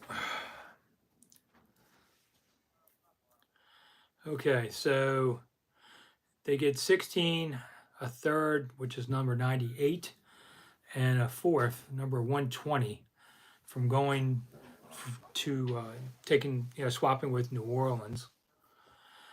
Wouldn't have done it. I mean, a third, you can still get a real contributor, and a fourth, maybe. And to me, your first 3 rounds should be guys on this field, and the fourth could be. The fourth's not bad, but 5th through 7s, which is not involved here, 5th through 7s are throwaways to me. You get somebody that's great, but not always. Okay, so, all right. The Saints are on the clock. Be interesting to see if they go quarterback. All right. Well, Shelton T says third rounders have been ballers lately. Okay. They might still get Hamilton, as Paul Holland says. I'll give him. Do I know the deets of the trades? I just said that. All right. Sure, why not? We went to commercial though, boy. Can you never do? It's never fails. Never fails. Change the name and people are still hating on you. All right. I see we're growing. We're up to 51. Guess some of you got bored with Mel, huh? I don't know why you all hate on Mel, too. He just devotes his life to this stuff, And he likes to eat pumpkin pie, and I like to eat pumpkin pie, so, We don't get the national media to come out to the park as much as we used to. Used to, all of them came because the team was worth coming to see during training camps. And even during the season, some. But, it's a ghost town mostly now. I mean, last 2 years were nothing anyway, but we do. I haven't heard yet about training camp this summer yet. Guess we'll hear soon. There's a possibility they were going to go to Richmond again, but not so short a period. Team also wants to be able to try and do some inter-squad scrimmages and practices with other teams. And that's always a home and home, and not everybody wants to do a Richmond thing, but it's always a good one. Somebody said, Steve asked, do I like pumpkin spice crab cake? Never heard of that one. Oh my God. Pumpkin spice crab cake. Whew. No. Just eat your crabs. I do have some rules about crabs while we're waiting time here. Number 1, no mallets. You might see my video on YouTube. You can check it out. No mallets. Okay, they took Dean. Really? You had to move up to get him? Okay. A little surprised there. And I'm out of my mock list, so I don't have anything. I didn't see that. First bad mistake of the draft goes to the Saints. Move up for what? All right. Anyway, if you go Google my eating crabs on the YouTube page, Rick Snider's Washington, No mallets. Poor thing's already dead. You don't have to beat it to death. No knives unless you're under 7 or over 70, or if you have hand problems. Old Bay. That's the only one. Old Bay is it. So I'm a Marylander. We brush our teeth with Old Bay. So none of this other stuff. Uh, and you have to pick your own crabs. That's another big rule. If you want to eat them, gotta pick them. My daughters will do it. I told them that's what I told them when they were little. You want to eat these? You gotta do it. So I have a video that shows you how to do it with my buddy Matt. Seasons of Discontents, our podcast. It's on a couple times a week, mostly, unless we're busy. So that's also here on YouTube. Hey, if you're watching for the first time, please hit the like, share, or subscribe button. I put up 2 videos a day, usually. Most of them are on the Commanders. Sometimes I do something else, and sometimes I do a little tourism stuff. So, there's a little something there for everybody. Tell some history stories sometimes, follow the news sometimes, just whatever's going on. We try to do it. I still write for 106.7 The Fan and the Command Post, which is the team, not owned by the team, but it's on the team exclusive paper. American Sports Media is the company that owns it.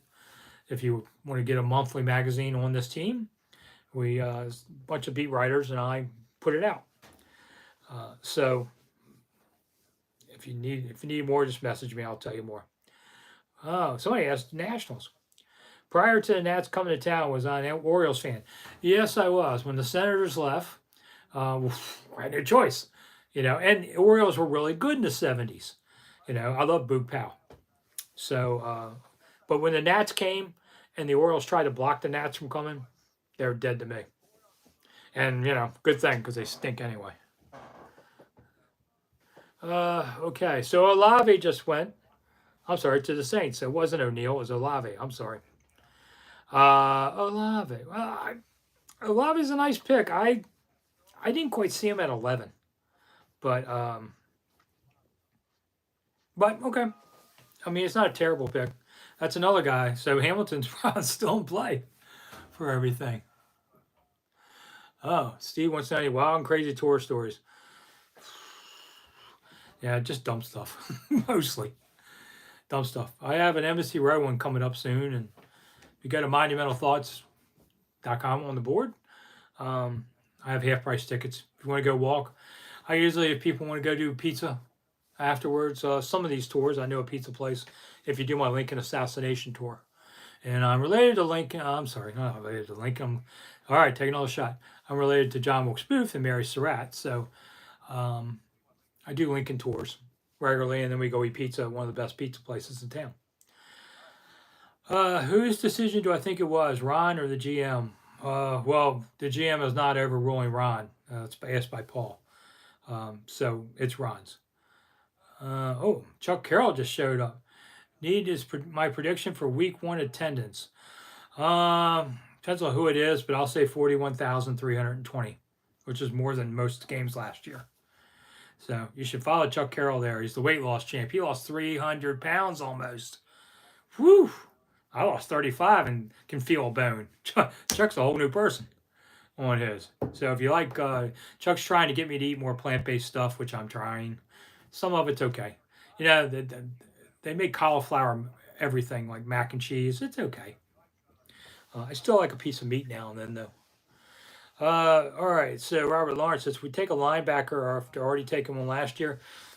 Maybe, but I don't think so. And Jamin Davis, I'll give him another year before we really decide what we're doing there. Oh, man, we're down to 28 people. What happened to everybody? Come back, Shane. I know, you're all thinking, then I'll pick him for a while. Go watch Sheldon or somebody. Let's see. Lawrence said, I thought they wanted Olave. I guess they didn't want him at 11. I mean, yeah, that's what happens. I think they just wanted those middle round picks. So, okay, you got them. See what happens. Outlaw King already wants to fire Ron Rivera. Come on, Outlaw King. Give him a little more time. That's part of the problem. Dan Snyder's actually, for all the rap he got about firing coaches so much early in his ownership, he's been more patient. Shanahan had a few years. Gruden had a few years. They didn't do anything really. So, he hasn't been as quick a trigger finger as he used to be. Sheldon, no, there you go. There's Sheldon. I thought you had a TV show. He's hoping they're getting a linebacker. I don't know. Who would they hire? You mean as a coach, Steve? I don't know. I'll worry about that later. I got 99 things to worry about. This ain't one of them. Chuck wants me to try quinoa. I don't even know what that is. No, I don't know. You got to tell me what that is first. Before I did try seaweed, so I mean, I guess try anything. You ever had snake? Man, you ever had snake? That's pretty wild. I was at let's just say I was at one of them pig roasts, and a lot of beer flowed, and a lot of crazy things happened, including my friend cooked a snake and we ate it. I also ate the pig's ear, so I mean, it was a pretty crazy night. Pig's ear is a little chewy, but not as bad as you think. They ate the brains. I stopped. I wasn't that drunk. Outlaw King says they're going to screw the draft up like last year. Well, let's let them at least do the first pick before we declare it a disaster. All right, you guys are harder on them than I am, I think. I kind of want to stick around long enough to see this team be good again before I fade away. I'm not sure when I'm retiring. I'm kind of getting old and semi-retiring, but I don't know. We'll see. I like YouTube and I like doing this, and I make a little money. So, it's quinoa. Oh, okay. So it's not quinoa. It's quinoa, Chuck says. So we're already off to a good start. I've learned a new word. Yay. My grandchildren will be happy with me for that. Okay. Asking what did Washington get for trading down? I picked up a third and a fourth. Picked up a couple of hopes and dreams, basically, is what they picked up. All right. Let's see. And Williams is gone. Okay. So Williams just went to Detroit. So Washington's hopes of grabbing a receiver, I think, are gone. And I think they were okay with that, or they wouldn't have traded down. They knew they probably wouldn't. Now the Eagles were on the clock. This pick comes from Cleveland through Houston. So now we're at number 13. Then Baltimore picks at 14 on there. So inching closer to it. Could be watching the Nats game if you really want to have a disaster on our hands. Okay, James says go low carb, paleo, and enjoy your good fats and great meats. Yes, but then your cholesterol can also go up too. It's a balancing act. I have to worry about that. I'm a diabetic too, so I'm getting old. Getting old sucks. All right, let me just tell all of you that now that are younger. Getting old sucks, and it's not for sissies. Besides, losing your hair. But you have no choice. But getting old sucks. All right, Mike's saying, watch Baltimore grab Hamilton. Yeah, wouldn't that be something?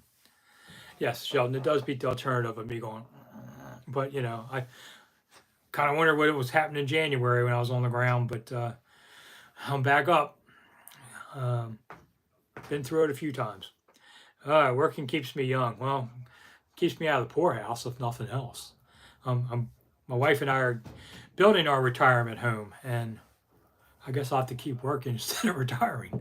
But we're moving to a nice new one-story home that'll be easier on us as we age in place, as they say. God, does that suck, sounding that. But I did get a senior discount the other day. I like that. Senior discounts are the best. And then the worst part is nobody challenges you on it. You don't look that old. I haven't heard that. So enjoy your youth. It goes quickly. Let's see. Mike P. My cuz just retired and went to the beach for a while. So he has to tell me, and now when we have dinner, he's going to say, I'm on a fixed income retired and you're not. I know your games, man. Mike and I grew up together, so I have a lot of cousins in town. My family's been here for 200 years. We got plenty of cousins around town. All wonderful people. Everybody talks about their family and they don't get along or whatever. I am blessed with a wonderful family all around me. And I don't forget that. So guys like Mike knows what he's talking about in football. Chuck wants to know the odds on a new owner within the next 12 hours.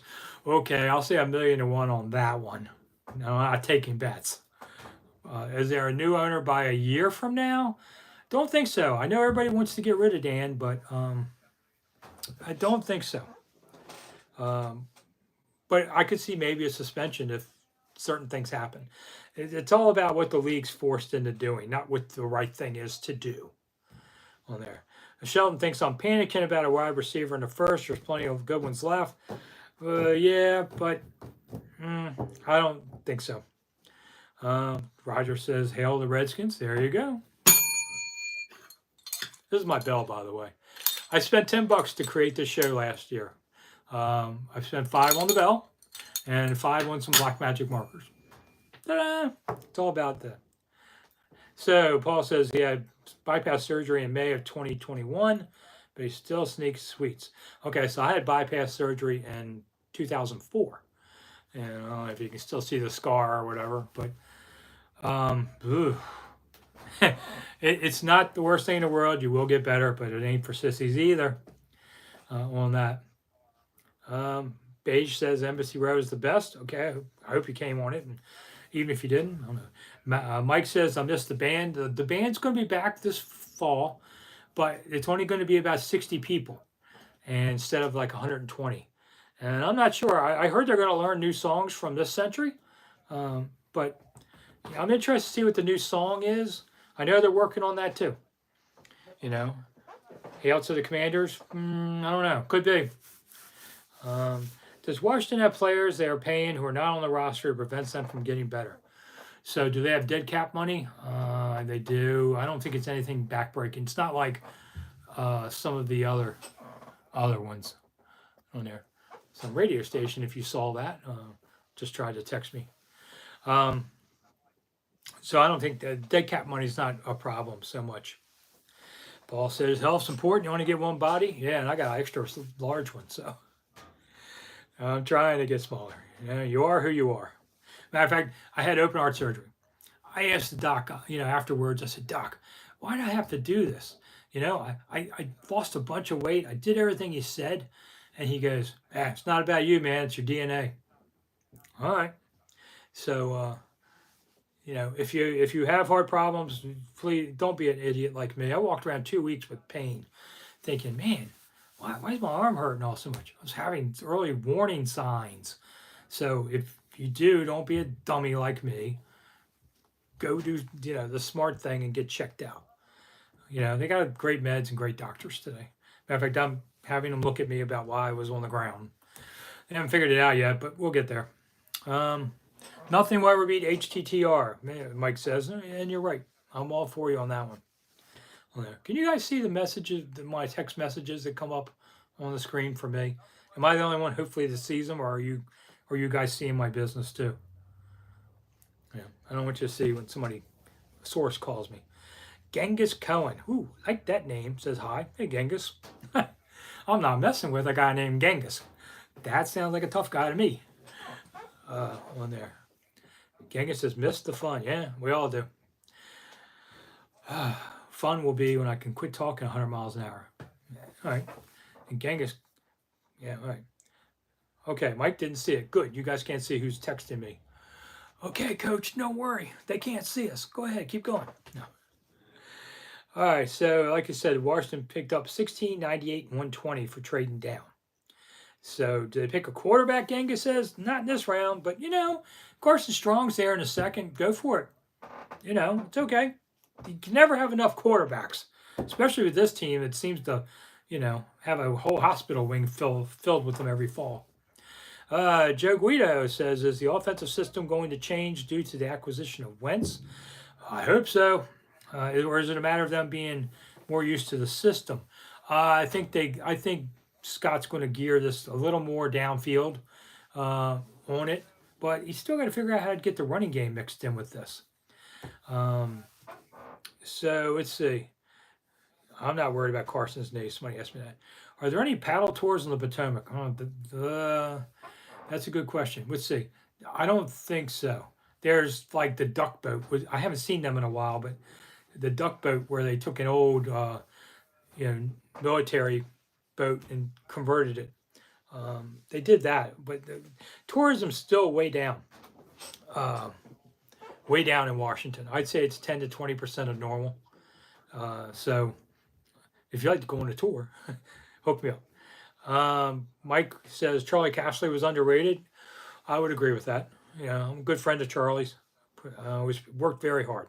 He started out with George Allen. Charlie tells the story of he met with George Allen and Allen had him follow him around while he was talking to him, and Allen's in the bathroom, taking the long trip, and he's still talking to Charlie the whole time. That's how much he was into it. But George Allen always had a saying, we lost because the phone operator didn't answer the phone right. We lost because the towel boy didn't fold the towels right. Everybody is in on winning in this building. Yeah. All right, Mike says to share priorities, the family sweets first, meal second. Yes, Mike and I are like our uncles were, very much like it. James disagrees with me about Cashley. Okay, that's America. You're free to be wrong. He wasn't perfect, but who is? I was thinking the Nats were going to be okay at 6-7. I thought I did a video, and it doesn't look as bad as it. They've lost 8 straight. so we all can be wrong, and it's okay to be human on there. Now I'm this nice old man. I used to be much meaner as a newspaper guy. Okay, Cam's asked me McDuffie or Hamilton. I'm going to say Hamilton. Still at this point. Alexander Hamilton? No. Alexander Hamilton. No. So let's see. What we got? Davis went to the Eagles. The Ravens are on the clock. So they're at 14. So it's getting there. I mean, no, it's not past my bedtime yet. Somebody asked. Not yet. Cashley was okay except for Schuler. Yes. Norv would always say he wanted Trent or he always said Charlie wanted Schuler, and Charlie would always say that Norv wanted Schuler. I have a feeling I know who is telling the truth, but I'll keep that one myself. Chuck asked if RG3 didn't have the knee injury, would they have played him differently with the Shanahan clan? Would it have been a quarterback carousel? Well, it wouldn't have been a carousel. If he had been healthy, RG3, was going to be a decent player, but there's a little blame on everybody with RG3. He didn't want to adjust, and Shanahan didn't want to adjust. I think in the end, it's onto the coach to figure out how to make things work, and he just didn't want to do it. Genghis asked me, level with us, do I mind joining us? Yeah, I enjoy reading questions from fans. How else am I going to learn what y'all wanted me to write about or talk about? I'm always up for questions. I mean, this helps me know what to produce for you. It's a little bit like I learned a lot from Rich Tandler in a way. I gave Rich Tandler his first job in the business. He wrote for me for Warpath magazine. And, but Rich, worked very hard and got a place in TV and earned everything he got. Hard-working guy. And I helped him with his first book, how he got it out, things like that, how to do it. So I taught him a lot, but then he taught me a lot about, basically, he was in the restaurant business before he became in TV. And Rich learned customer service was everything. And as newspaper guys, we, especially before the internet days, we stayed away from readers mostly. You didn't want to be influenced too much. So you did your job and didn't worry about things, much like they do inside the football team too. But what I learned, especially in this new media world, is we have to react and deal with things like going on live and giving up our time to do this. So, or else because this is what we do. So, I don't break the news every day like I used to years ago, but I have analysis, and I'm the longest running sports writer in Washington now at 44 years. Now that Bob's retired. So it's been interesting to be in the new age of these things. Talking's a lot easier than writing. FedEx probably probably hurts players more than any other stadium, says Mike. I don't know if that's true, but I can see why you would say that. And they keep changing the field. It's not like the old, like they used to have in Philly with a carpet that was laid over concrete. Which round has the most overrated pick value? Probably fourth, I would say. Dan's biggest mistake, man, that's a long list. I'd say firing Marty after 1 year, and that's a long story. I'll tell another day. Had something to do with car keys. That's a tease. You can come back another day for that. But firing Charlie was another one. There's a few. Not understanding Gibbs was getting ready to retire, and it ended up forcing him to get Zorn. Uh, that was a bad one. So a little bit of everything. Dan Snyder. I actually used to have Dan Snyder's cell phone. When he first became owner, he recruited me to, you know, be nice to me. But my columnist at the Washington Times called him boy owner, and Snyder got mad about that. So he took it out on me because he never saw him. All right. Washington is on the clock. And the Ravens pick is in. And Goodell's hugging some guy even bigger than him. So here we go. So, all right.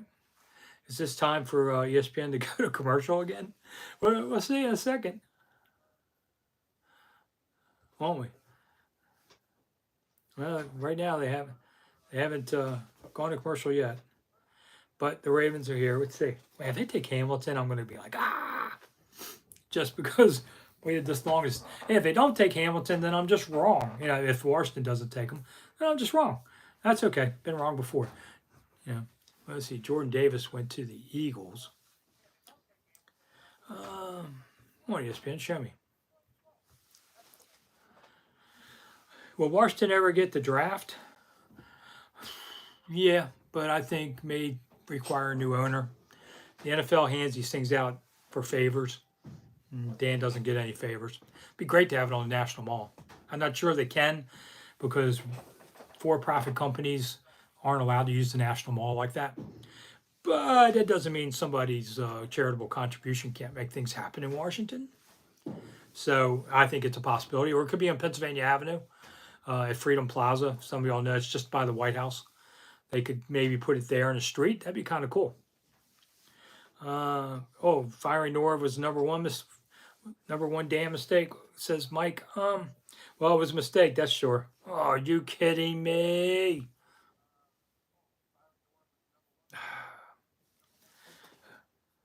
Why did I know this was going to happen?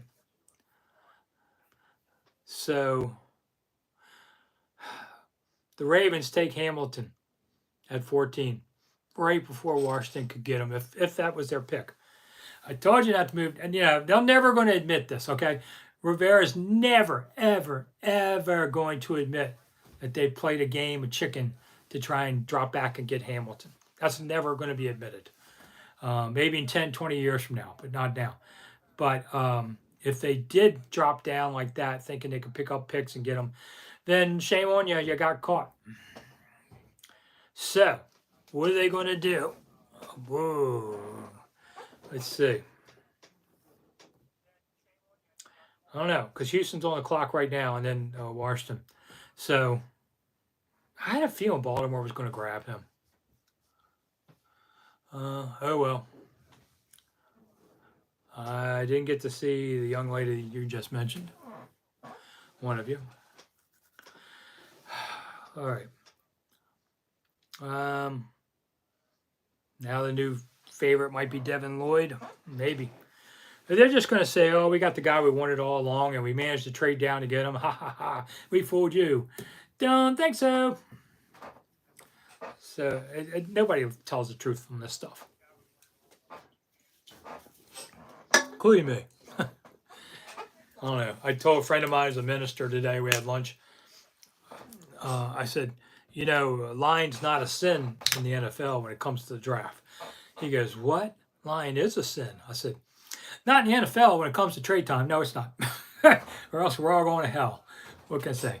Oh, James Lowe's in London, England. I know there's a bunch of guys in Edinburgh today, too. Like Andy and them. But London, hey, James, thanks for watching. I don't know what time it is there. I think you're 5 hours ahead of us. It's like 4 in the morning. Woo! Love London. Great city. Next time Washington plays there, I want to be there if they can. We're going to hear the dates coming out in about 2 weeks, with schedule. I think it's May 12th. Yeah, May 12th is the schedule. So they're not going abroad this year, but it would have been a good year for Washington to have hosted a game because they have the 9 home games this year. And hopefully they wouldn't play a tie like last time they were there. Ugh. But London, one of my favorite cities. When I go to London, I'm going to have a meetup. We're all going to meet up at the Premier League darts, and we're going to get whatever you say it and however you say it in British on there. So English, whatever. What they say, Patton used to say during World War II, the British and American people were two people separated by a common language. So, oh man, James Lowe just said, will they trade down again? Be quiet, James. What's the matter with you? Don't do that. And Genghis, oh, okay. Genghis, I thought he was a Korean, but he's not. Come on, I'm going to start babbling like the monkey in a minute.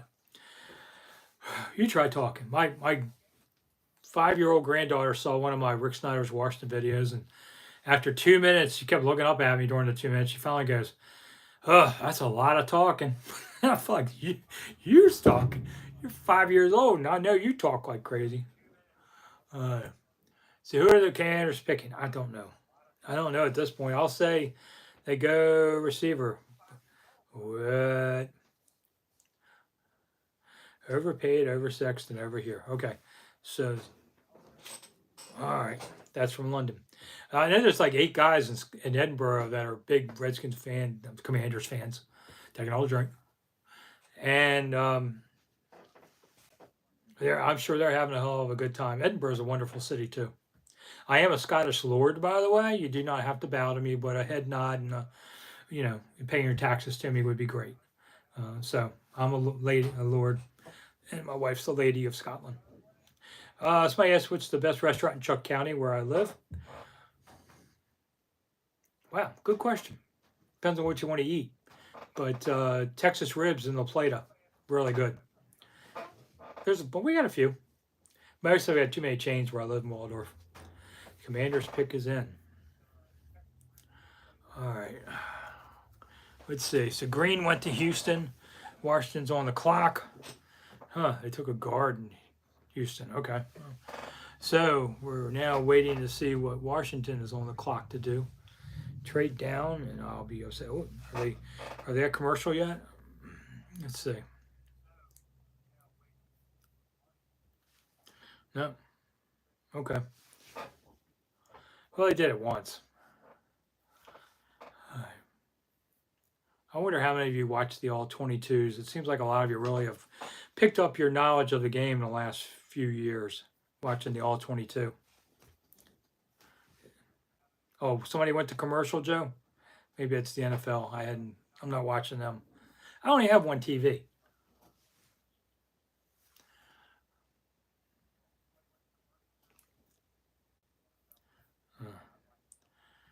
Well, they're talking about Kyle Hamilton snaps at least. That's nice for them.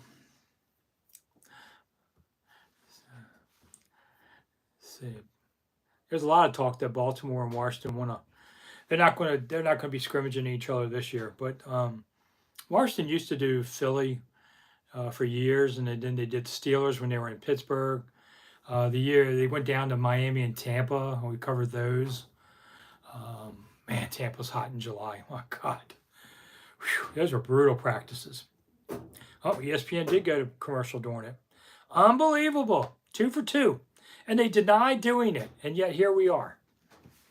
Okay. Whatever. I don't blame my buddy John over this. All right. Man, it looks like a good crowd. Would you guys, if they have the draft in Washington, would you guys go? I would. I mean, I'll probably be there anyway if I'm still covering it. But yeah, why wouldn't you? It'd be a heck of a good party in the streets. It'd be nice to have something good in D.C. versus a demonstration about whatever.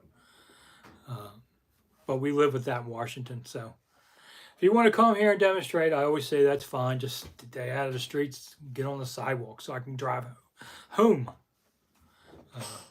My mom used to drive through them in '68 when the riots were crazy and all. My mom was fearless.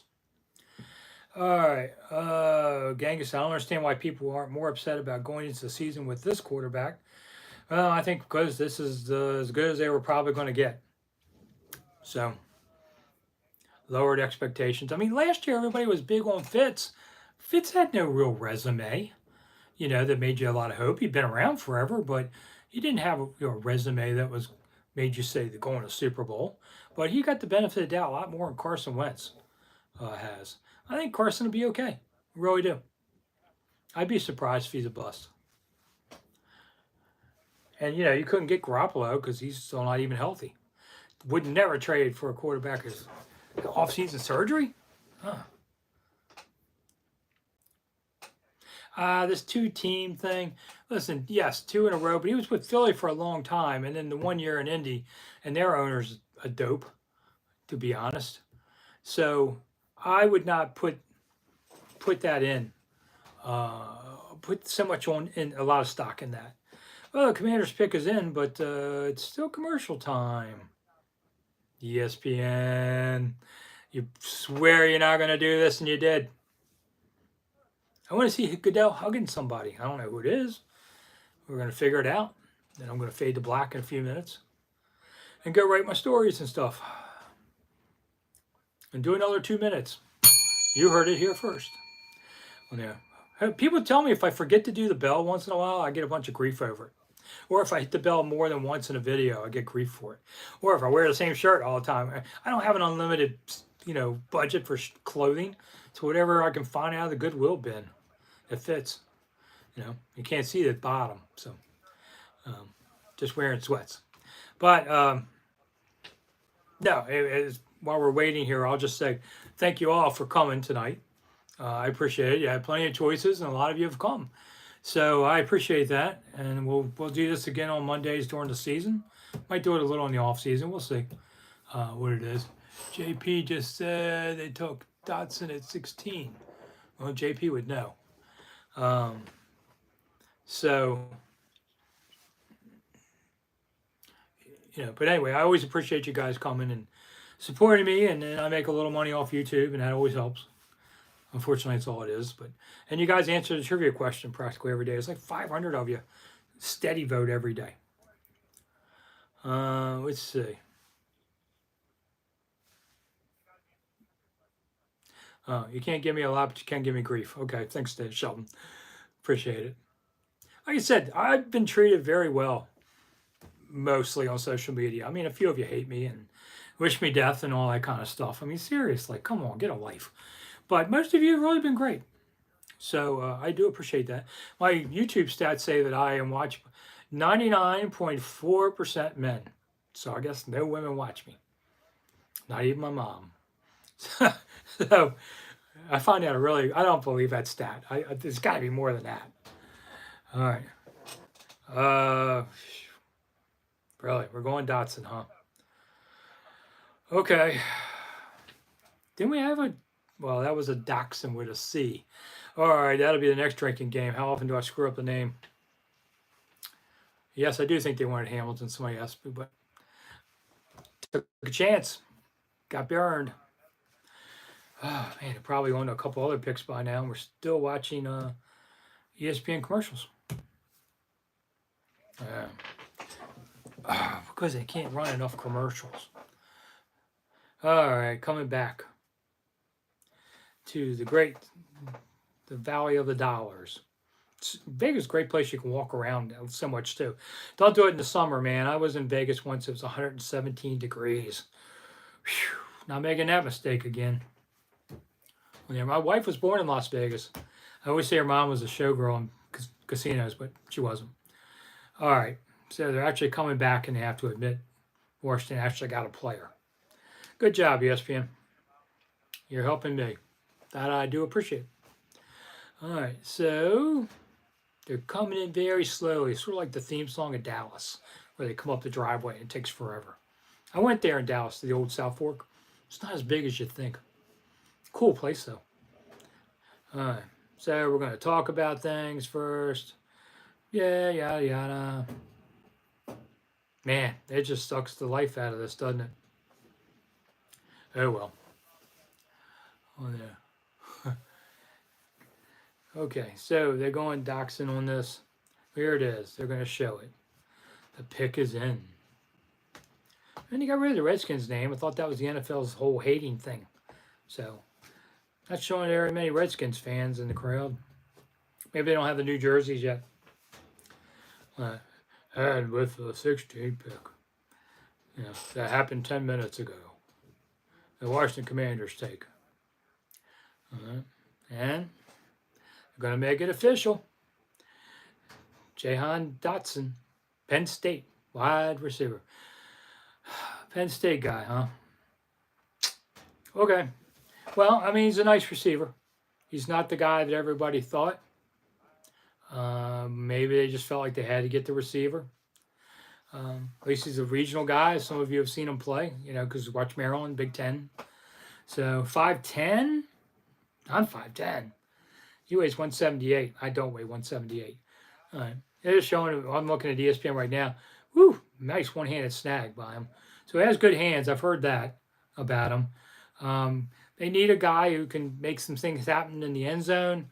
I think Logan Thomas is that guy too, but is Logan going to be ready beginning of the season? Don't know yet.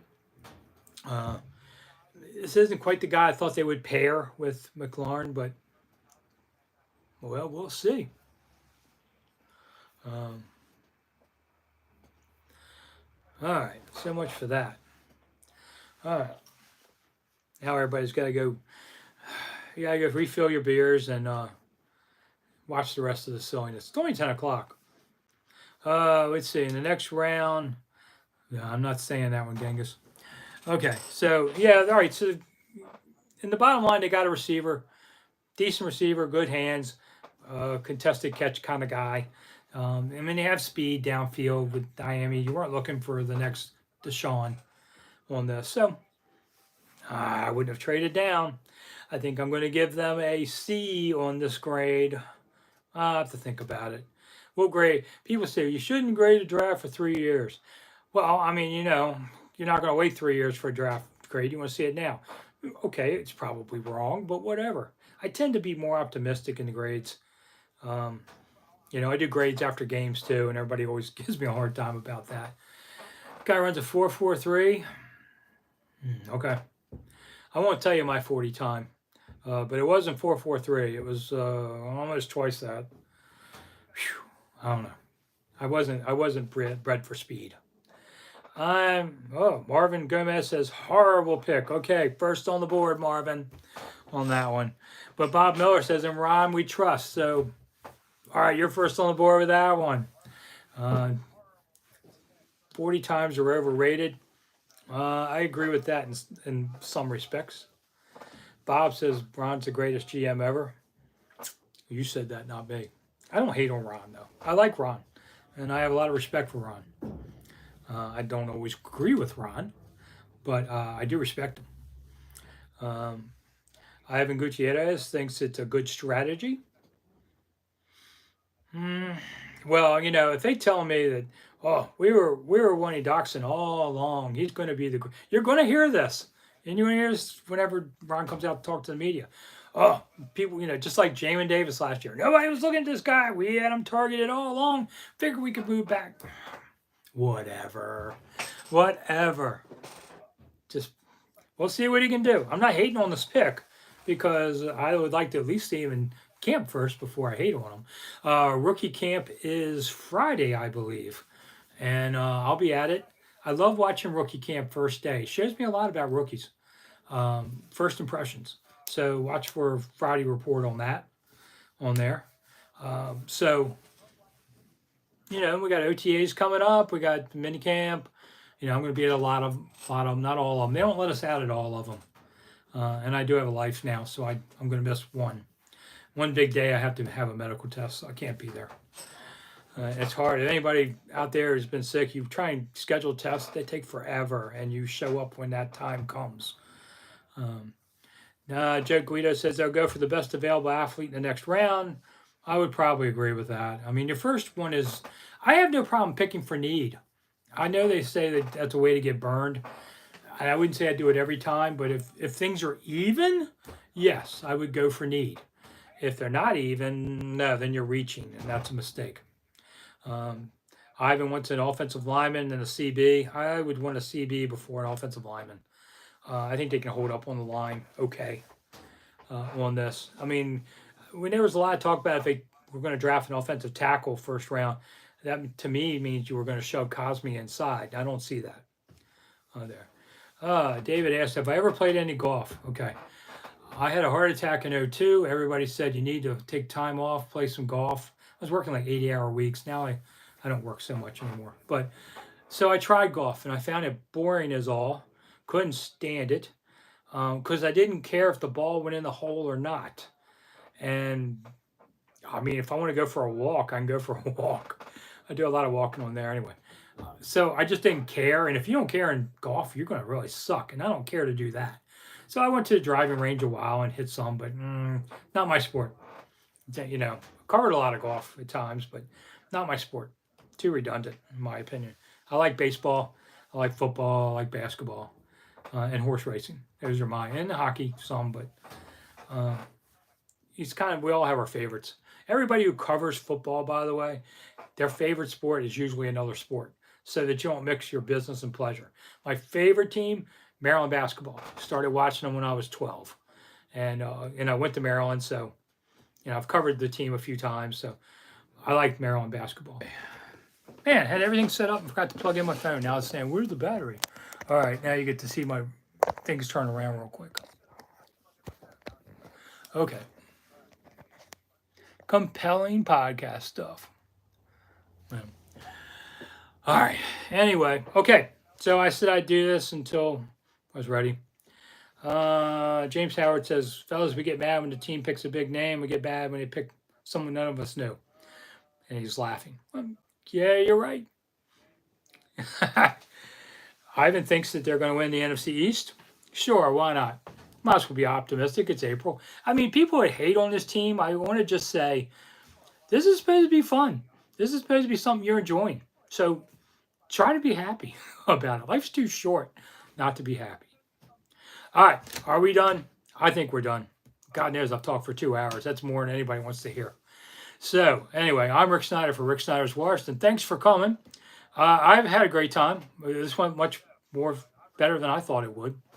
And you can watch it on replay if your friends want to see this. It'll be archived there on YouTube. And of course, you can watch me on Rick Snider's Washington and on Twitter on there. So, all right, everybody. Thank you so much for coming. How do I disconnect this? This is going to be interesting. I'm not sure. All right, everybody. Thanks a lot for coming. I'll see you soon. Bye.